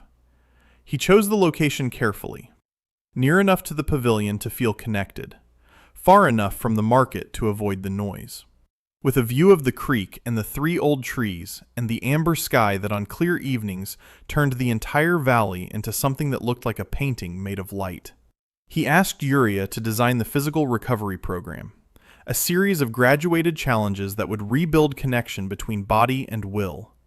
Not punishment, not training. Movement with purpose. Yuria threw herself into this with an intensity that surprised everyone, including herself. She spent 3 days designing a course along the creek bank, with stations for climbing and balance and rest. Each station faced a different direction: east toward her plateau, north toward the wolf forests, west toward the mountains, south toward open grassland that stretched beyond sight. Every direction had a different sky and a different wind and a different kind of beauty. She said recovery was about remembering that the world was larger than your room. He asked Manhwa to find a fox story healer, a listener, someone trained not in medicine but in the art of hearing what was not said.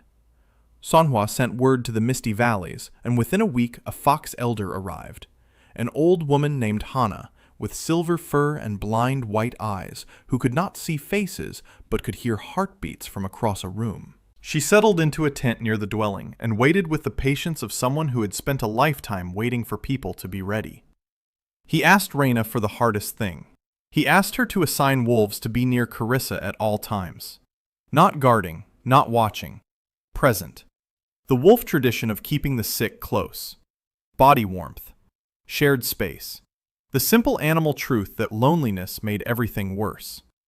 Reina assigned Kale. Because Kale was young and quiet, and had the rare ability to be in a room without filling it with expectation. Because Kale had once spent 3 days sitting outside Hyonu's tent when he was a prisoner, and he had felt her presence like a small warm light in the dark. And because Kale volunteered before Reina finished explaining what was needed.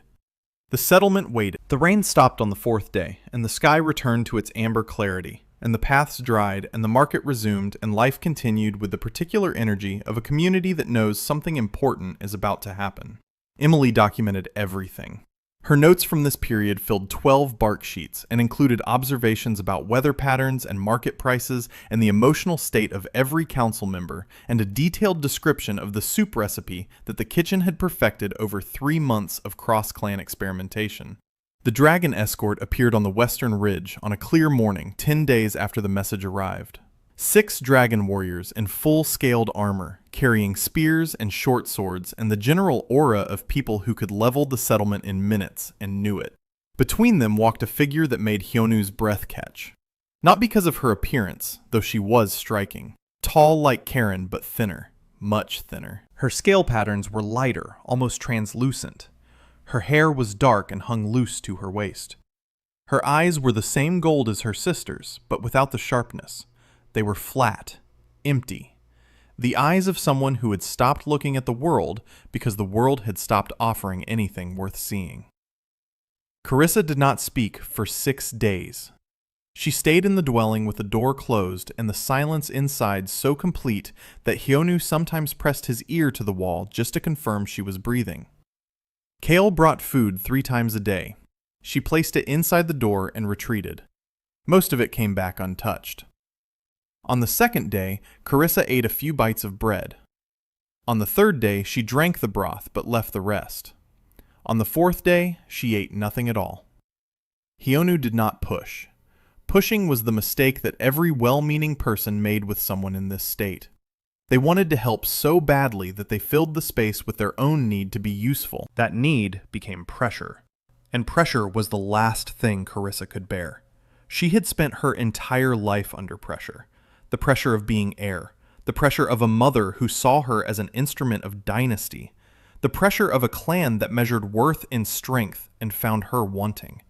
The pressure had compressed her into something so small and so dense that she had collapsed inward, like a star that could no longer sustain its own light. So Hyonu sat outside her door and did nothing. He brewed tea on a small fire he kept burning 10 paces from the dwelling. He hummed songs from Earth, Korean folk songs that his grandmother had sung to him when he was small. He did not sing loudly, just enough for the sound to carry through the thin walls, a human voice doing nothing more than existing nearby. On the 5th day, the door opened a crack, not wide, just enough for light to enter and for Carissa to see the world outside without committing to joining it. Hyonu did not look at the door. He continued humming and pouring tea. The door stayed open for an hour. Then it closed. On the 6th day, it opened wider. Carissa stood in the doorway. She did not step out. She stood on the threshold and looked at the settlement, at the market and the children and the smoke from the forge and the amber sky above it all. Her eyes were still flat, but they were looking. That was progress. Hyonu poured a cup of tea and placed it on the ground 3 paces from the door. Close enough to reach. Far enough that reaching required a choice. He walked away. When he came back an hour later, the cup was empty. On the 7th day, Hana came, the blind fox elder with white eyes and ears that heard heartbeats. She did not approach the dwelling. She sat on a stone 20 paces away and began to talk. Not to Carissa, to the air. To anyone, to no one. She told stories, fox stories from the misty valleys, stories about rivers that changed course and found new paths to the sea, stories about animals that slept through entire seasons and woke to find the world different and somehow still livable, stories about women who carried burdens so heavy that they forgot they had bodies beneath the weight and had to learn to feel their own hands again. She told these stories in a low, musical voice that carried exactly far enough to reach the dwelling's open door. She did not raise her voice. She did not perform. She simply let the words exist in the space between herself and the silent woman 20 paces away, and trusted that words had weight enough to travel on their own. Carissa listened. Hyonu could see it in the threads. The faint gray wisps around her shifted when Hana spoke. They did not strengthen. They did not color. But they moved, like smoke finding a current of air. Movement was life. Stillness was death. Any movement at all was a beginning. On the 9th day, Carissa stepped outside. She walked to the creek and stood at the edge and looked at the water for a long time. Kale followed at a distance, close enough to be present, far enough to not intrude. The wolf tradition. Warmth without weight. Carissa stood at the creek until the sun moved from east to overhead. Then she walked back to the dwelling and closed the door. The next day she walked farther, to the first station of Uria's recovery course, a simple climbing wall made of stacked stones barely 5 feet high. She looked at it. She did not climb it. She touched the stones with her fingertips and then walked back. The day after that she climbed 3 stones and stopped. Her arms trembled. Not from physical weakness, though she was thin, from the effort of wanting something. Wanting to reach the top of a 5-foot wall was a tiny desire. But for someone who had stopped wanting anything, it was enormous. She climbed the 4th stone on the 12th day, the 5th on the 14th. She reached the top on the 16th day and stood there in the amber light, looking out over the settlement and the valleys beyond with an expression that was no longer empty. It was not happy, it was not healed, but it was present. She was here, in this moment, on this wall, looking at this sky. And for the first time in what Hyonu suspected was years, that was enough. Yuria watched from the pavilion, with her arms crossed and her jaw tight with an emotion she would never name in public. She had designed the course as a technical exercise. She had not expected it to mean anything beyond physical rehabilitation. But watching Carissa stand on that wall, with the wind moving through her dark hair and the light catching the translucent scales on her arms, Yuria understood something about her own recovery course that Hyonu had understood from the beginning. It was never about the body. It was about giving someone a reason to move. Carissa spoke her first word on the 18th day. She was sitting at the creek with Kale beside her. Kale was cleaning her blade with a cloth and humming one of the wolf marching songs that the warriors sang on long treks. Carissa turned to her and said one word, a question. She asked the name of the song. Kale told her. Carissa repeated it. Then she turned back to the water and said nothing else for the rest of the day. But she had spoken. She had asked for something. The information itself was irrelevant. The act of asking was everything. 3 days later, she came to the pavilion at evening, when the 4 leaders were having their regular meeting. She did not sit in any of the 4 seats. She sat on the ground near the fire and pulled her knees to her chest and listened. Nobody addressed her. Nobody made space for her or acknowledged her presence with anything more than a brief glance. This was deliberate. Hyonu had told them all beforehand that Carissa needed to be allowed to exist without being the center of anything. She needed to be ordinary. A person sitting by a fire.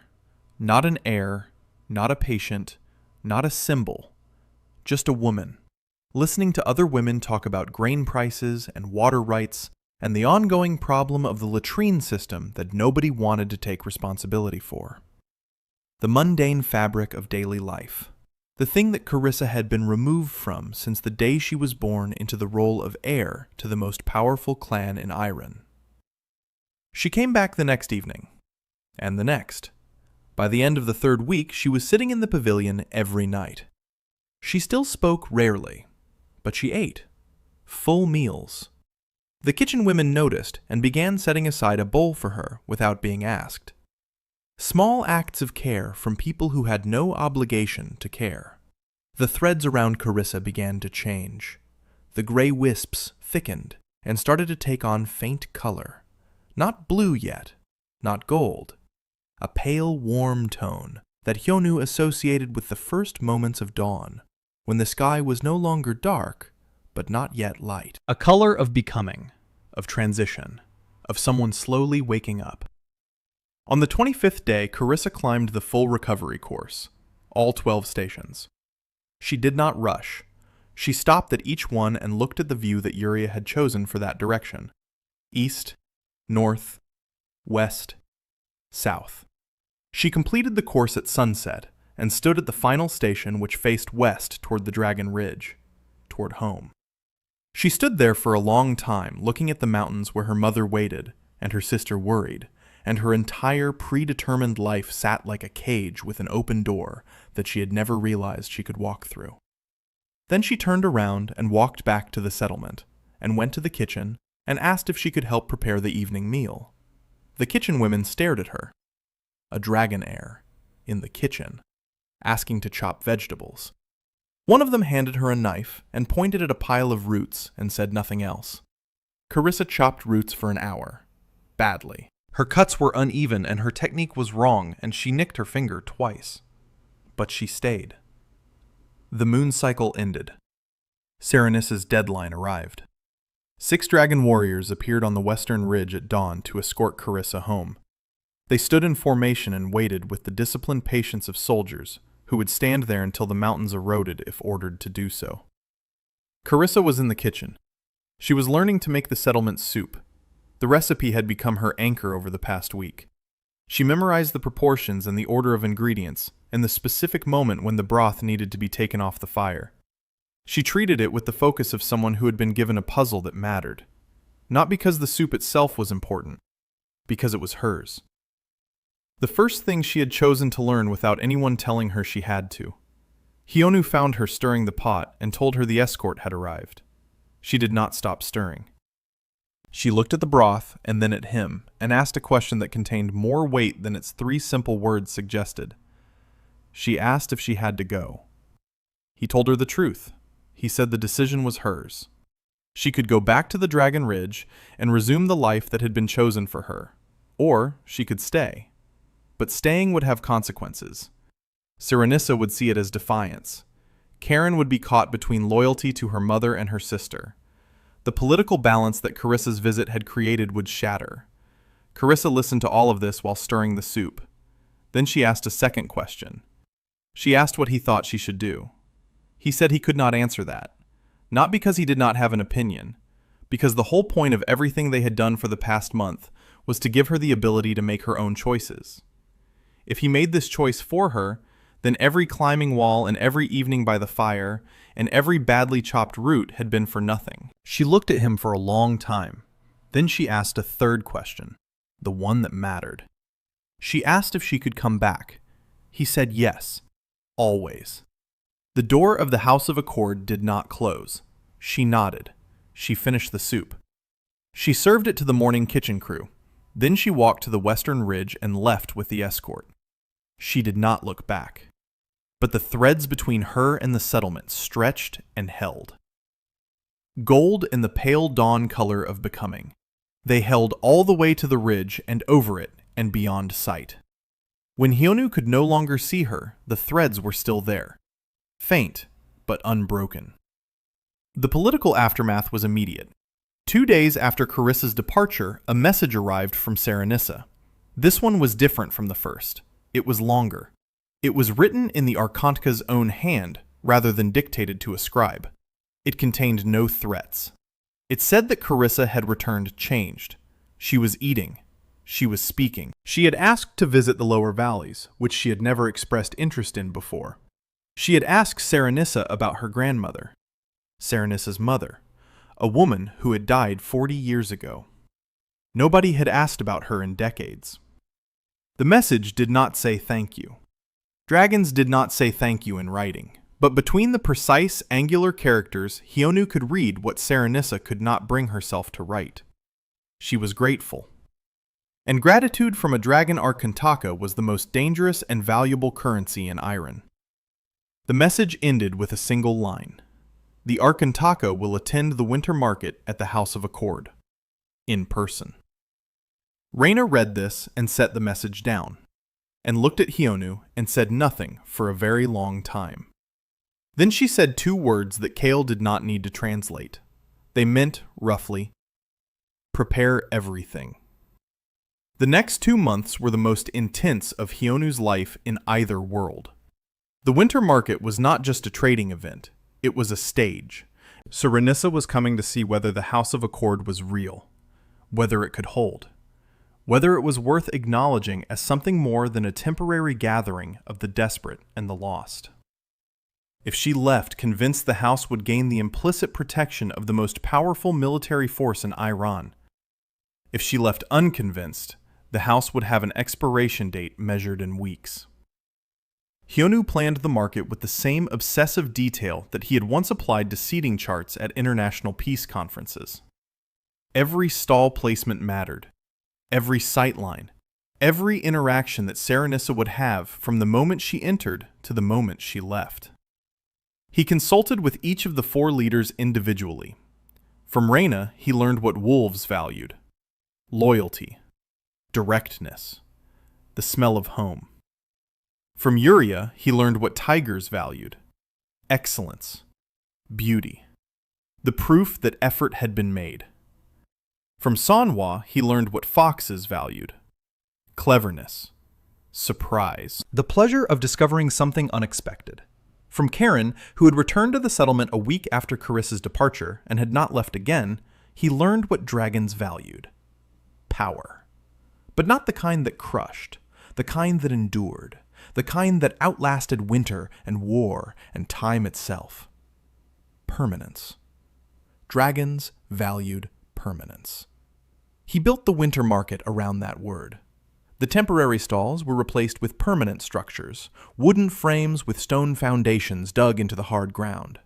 The pavilion was reinforced with heavier posts and a roof of overlapping hides treated with wax to keep out snow. The water channels were lined with fired clay and covered to prevent freezing. The paths between tents were laid with flat stones so that even in the deepest mud they held firm. Everything he built said one thing: we are not leaving. This is permanent. This is real. The food was the centerpiece. Hyonu spent 3 weeks on this alone. He went to every clan representative in the settlement and asked about their childhood meals, what their mothers made, what their grandmothers made, what they ate when they were sick, and what they ate when they were celebrating, and what they ate when they were homesick and far from home.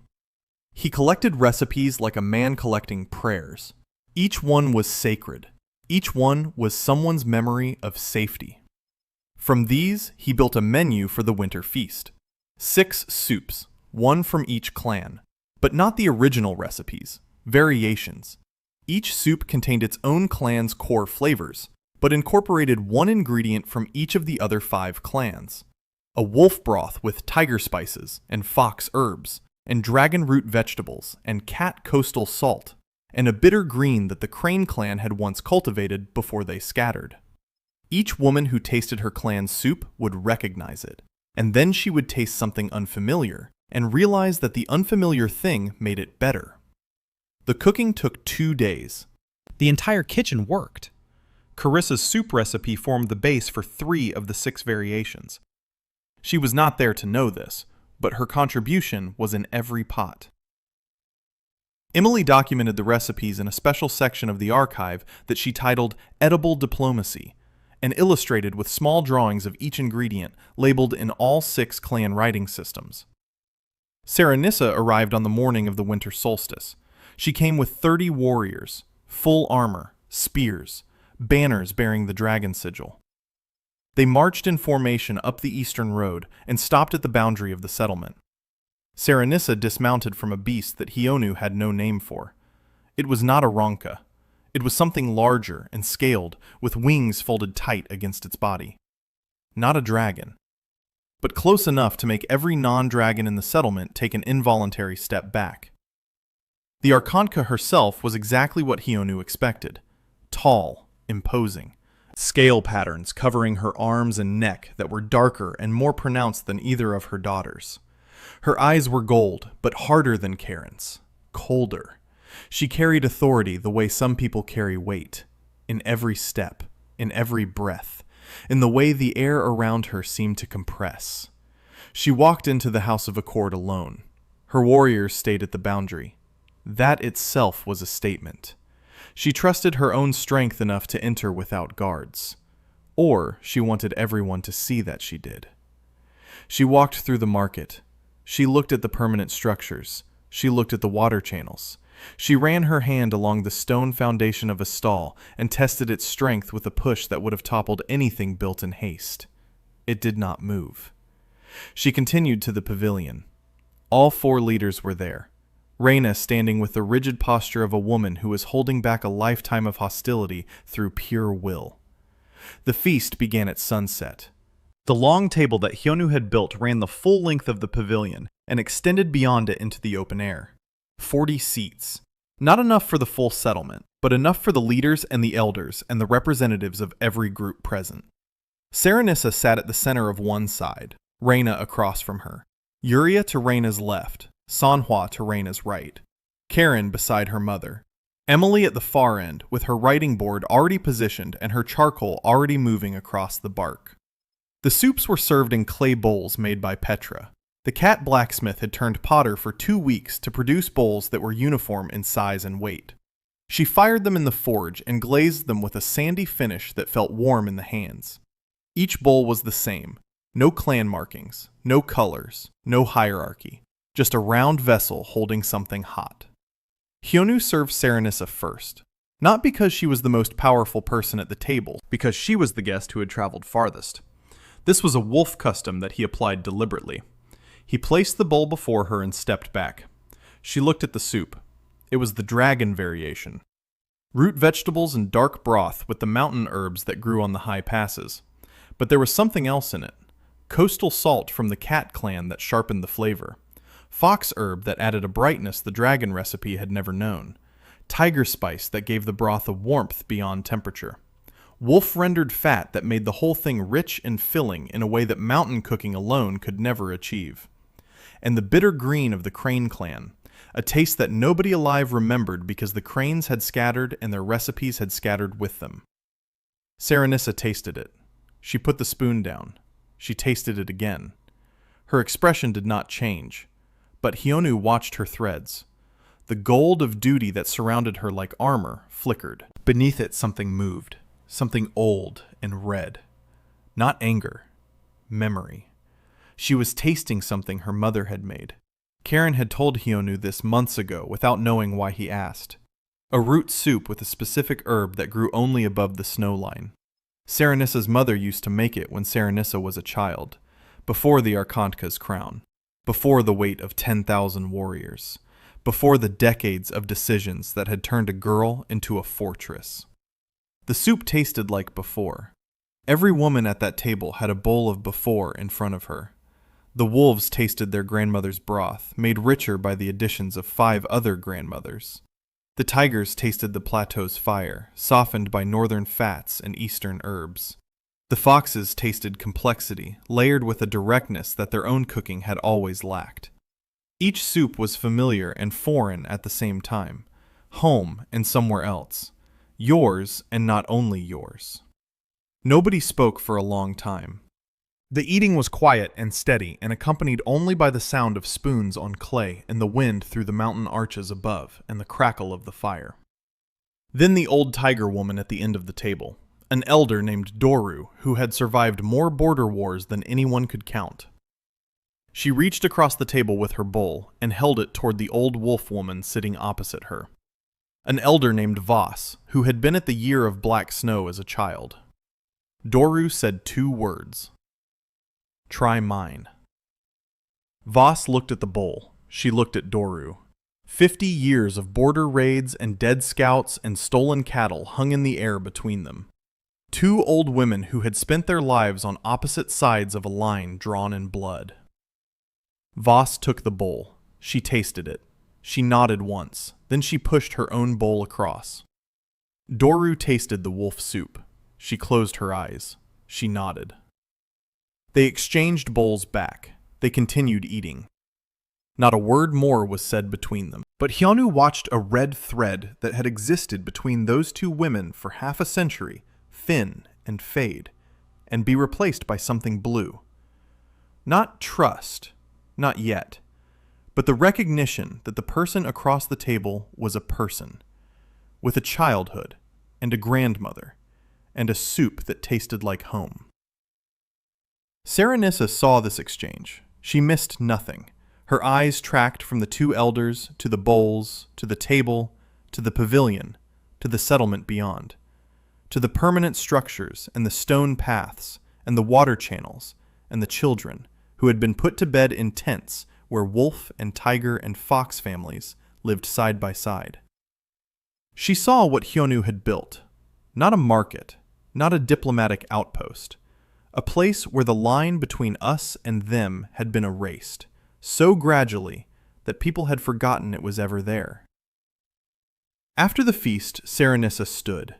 The table fell silent. She was the tallest person present, and when she stood, the firelight caught her scales and made her look like something carved from bronze. She spoke. Her voice was the deep, controlled instrument of a woman who had commanded armies for 30 years. She did not shout. She did not need to. She said that she had come to take the man. She said that she had believed the man was a resource, and that resources belonged to the strong.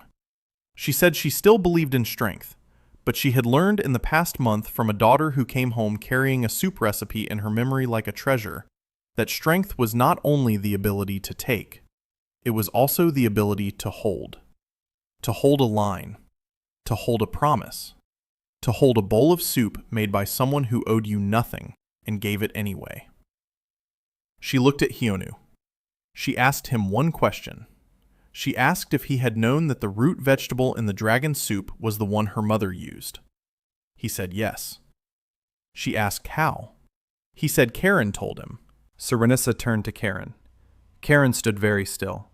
The thread between mother and daughter was a braid so complex that Hyonu could barely track all its colors. Gold and red and dark grief, and something fierce and protective that he had never seen in Karen's threads before. Love. Buried under 30 years of duty and obedience and the dragon creed that softness was death. But love. Serenissa looked at her daughter for a long time. Then she turned to the table and said something that Emily's pen recorded in 3 languages with letters that shook slightly because Emily's hand was trembling. Serenissa said she would not take the man. The months after the feast moved with the strange momentum of something that had been pushing against resistance for so long that when the resistance finally gave way, it shot forward faster than anyone could track. Serenissa sent a formal trade delegation to the House of Accord within 3 weeks of the winter feast. Not warriors, merchants, farmers. 3 families with children and carts loaded with mountain grain and the dark iron ore that only the Dragon Ridge produced. They arrived at the settlement and looked around with the wide eyes of people who had been told stories about a place and discovered that the stories were smaller than the truth. The population crossed 500, then 600.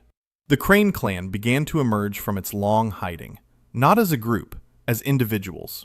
A woman here, a pair of sisters there, scattered survivors of a clan that had been reduced to ghosts by the quiet departure and the wars that followed. They came to the House of Accord because they had heard that someone had put their bitter green in a soup and served it to an Archontica, that their flavor still existed in the memory of the world.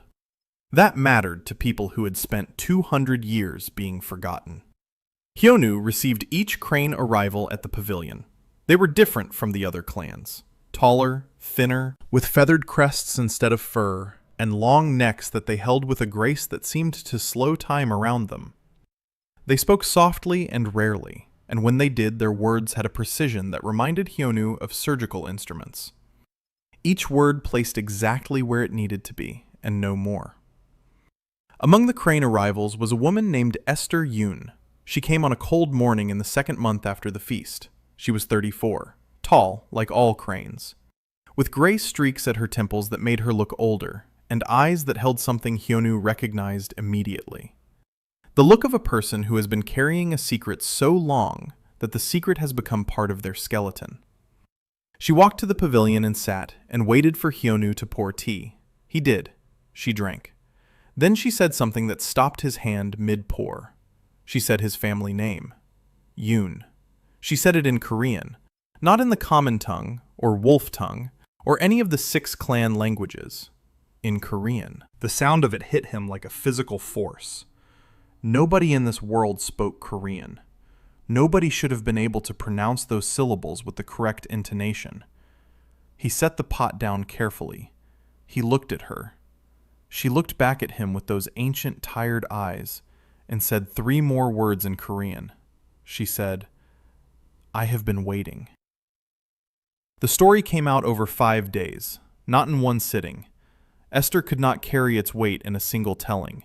She parceled it out in sessions at the tea court, morning and evening, Hyonu listening, Kale standing guard at a distance, Emily forbidden from recording these particular conversations by Hyonu's direct request, the only time he had ever excluded the archivist from anything. Esther was the last priestess of the Crane clan. Her lineage stretched back to before the quiet departure, before the clans, before the world of Iron as anyone alive knew it. Her ancestors had not always been of this world. 240 years ago, a diplomatic mission from Korea had arrived in Iran through a passage that no longer existed. Scholars and translators and one diplomat who carried tea sets in his luggage. They had come seeking contact. They had found a world on the brink of war. The 6 clans had been tearing each other apart for generations. The land was soaked in blood. The diplomatic mission had tried to help. They failed. The diplomat was killed in the crossfire of a battle he had been trying to prevent. His companions scattered. Some died. Some were taken in by the Crane clan, which was the most peaceful and the most scholarly of the 6. They married. They had children. They kept their family names and their language alive in a chain of whispered inheritance from parent to child across 200 years. When the quiet departure happened, the Crane clan's priestesses made a choice so terrible that Esther could barely speak of it without her voice fracturing. They had conducted the ritual themselves. The priestesses of the Crane clan, working with the Order of the Silver Moon, had performed the ceremony that erased male birth from Iron. They had done it to stop the war. The logic was brutal and simple. The war was about dominance. Males dominated. Remove males, and you remove the axis of dominance. The world would find a new equilibrium. And it had, for 200 years. At the cost of natural birth, at the cost of the Crane clan's soul, at the cost of the priestesses who carried the knowledge of what they had done and could not die until they passed it on. Esther was the last in the chain. She had been carrying this truth for 15 years, since her own mother whispered it to her on her deathbed. 15 years of knowing that the world she lived in was built on a lie, that peace had been purchased with a crime, that the clans warmed themselves at a fire lit by stolen fuel, and that the fire was going out. Because the quiet departure was failing. The ritual was weakening. The artifacts that maintained it were degrading. Within a generation, perhaps 2, the effect would fade. Males would be born again, and the world would not be ready. The clans would fight over them the way they had fought over everything else. The cycle would begin again. Unless someone built something strong enough to hold the world together when the old magic broke. Hyonu listened to all of this over 5 days, and then he did not speak for 3 more. He sat at the tea court and stared at the water, and the threads pulsed around him in colors he had never seen, dark and bright at the same time. The colors of truths that were too large for the simple grammar of relationships. Reyna noticed his silence. She came to the tea court on the 2nd night and sat beside him and did not ask questions. She simply sat, the way he had sat outside Carissa's door, present without pressing. On the 3rd night, all of them came. Reyna, Yuria, Sonhwa, Karen. They sat around the tea court in the dark and waited. They did not know what had happened. They knew only that the man who had never stopped talking and planning and pouring tea had gone quiet, and they knew that his silence meant something too heavy for words. On the 4th morning, Hyonu stood and went to the pavilion. He asked Emily to bring a blank page. He asked Petra to forge 6 small iron chairs, small enough to hold in one hand. He asked KL to clear a space at the eastern edge of the settlement near the entrance. When the chairs were finished, he placed them in a circle in the cleared space. 6 empty chairs, small and iron and cold. He stood in front of them, and the settlement gathered behind him. He spoke. His wolf tongue was fluent now, after months of constant use. He said that before him there had been others, men sent to this world by the same prayer that had brought him. A warrior, a scholar, a merchant, a healer, a builder, and one whose role was unknown. 6 men who had arrived in Iran over 200 years, and all of whom had died because they tried to impose rather than listen. He did not say how he knew this. He did not reveal Esther's secret. That was not his to share. Not yet. Not until the world was strong enough to hear it. He said only that these 6 had come and failed and been forgotten, and that forgetting was the cruelest thing a world could do to someone who had tried. The 6 chairs would stand as a memorial for those who did not make it, for those who came before and whose failure made his success possible, because they had shown the world what did not work, and that was a gift too. Emily recorded this ceremony in the archive. Her notes were spare and precise. No margin commentary, no editorial observations, just the facts. 6 chairs, 1 man standing. A settlement of 600 people watching in silence. The wind through the mountain arches, singing its low note above them all. That night, Esther came to Hyonu at the tea court. She brought a scroll. Old. So old that the edges crumbled when the wind touched them.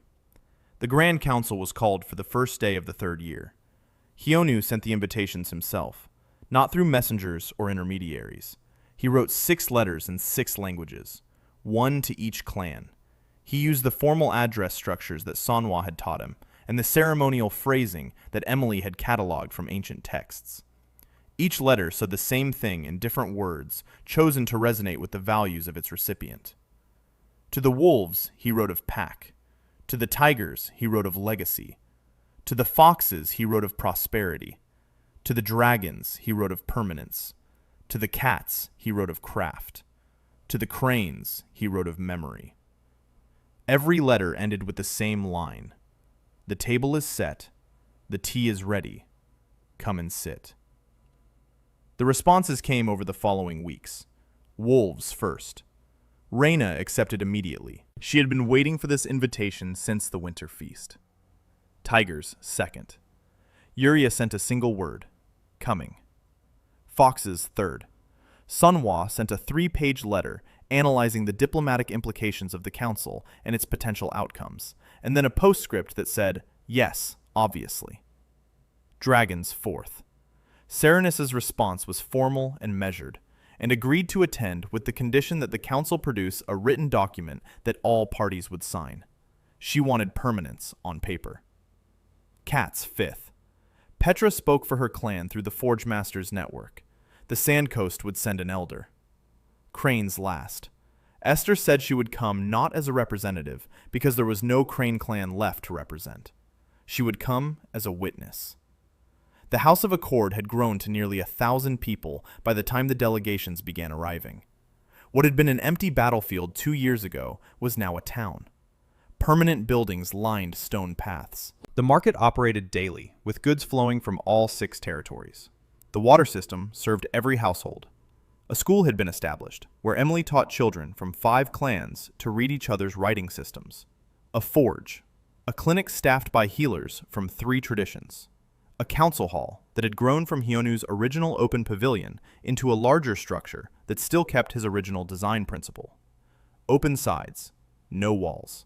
A circle, a fire at the center. The delegations arrived over 3 days. Each one was met at the boundary by a member of every other clan present.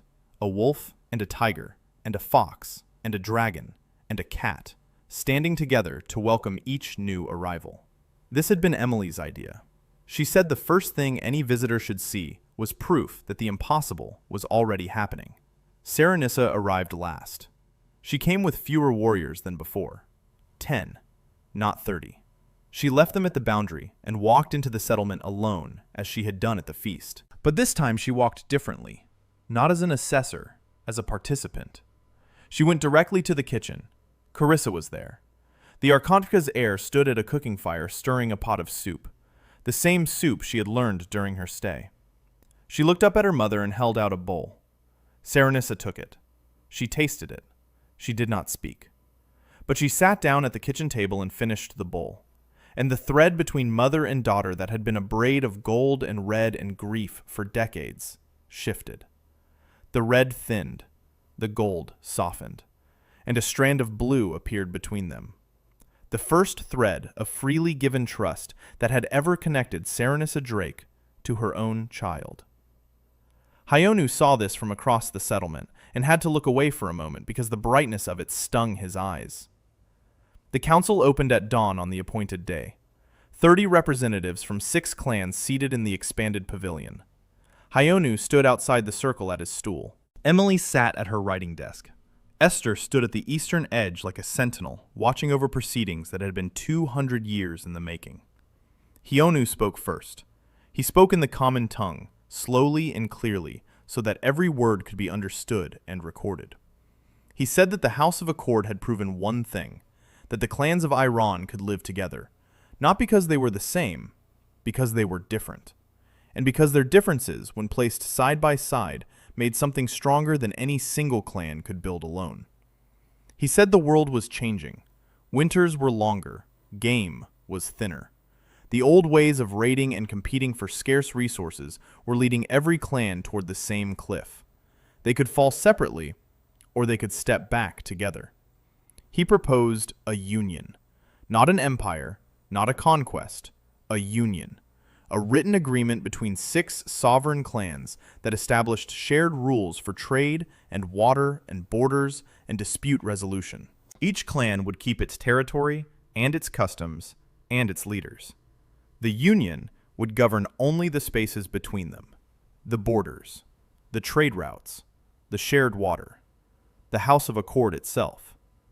He proposed a council of 6, 1 seat for each clan, decisions by consensus, not majority rule, consensus. Because majority rule meant that someone always lost, and people who always lost eventually stopped sitting at the table. Consensus meant that everyone had to be satisfied enough to continue. It was slower. It was harder. It was the only system that lasted. He proposed a role for himself. Not leader, not king, not emperor. Keeper of agreements. A position with no military power and no territorial authority. The keeper's job was to maintain the agreements, to mediate disputes, to ensure that what was written was honored, to pour the tea. The position existed only as long as every clan agreed it should. The moment any clan withdrew its support, the keeper stepped down. His power was not given by himself. It was given by their collective willingness to keep him. He finished speaking and sat down. The debate lasted 3 days, not because there was fundamental opposition, because each clause of the agreement needed to be translated into 6 languages, and each translation needed to be verified, and each verification required negotiation over words that meant different things in different tongues. Manhwa was in her element. She mediated translation disputes with the fluid grace of someone who had been waiting her entire life for a conversation complex enough to match her intelligence. Uriya fought for the independence clause. Tigers would join, but they would not be subordinate. Their plateau was their own. Their laws were their own. Hyonu agreed to every condition she proposed because every condition was reasonable. Reyna fought for the migration clause. Wolves needed to move. The Union could not freeze them in place. The agreement must guarantee passage through shared territories during winter months. Hyonu built in a seasonal corridor system that reminded him of international shipping lanes. Serenissa fought for the permanence clause. The agreement must be carved in stone, not written on bark, not spoken and forgotten. Stone. Permanent. Unchallengeable except by the full council. Hyonu agreed. Permanence was what dragons needed to trust.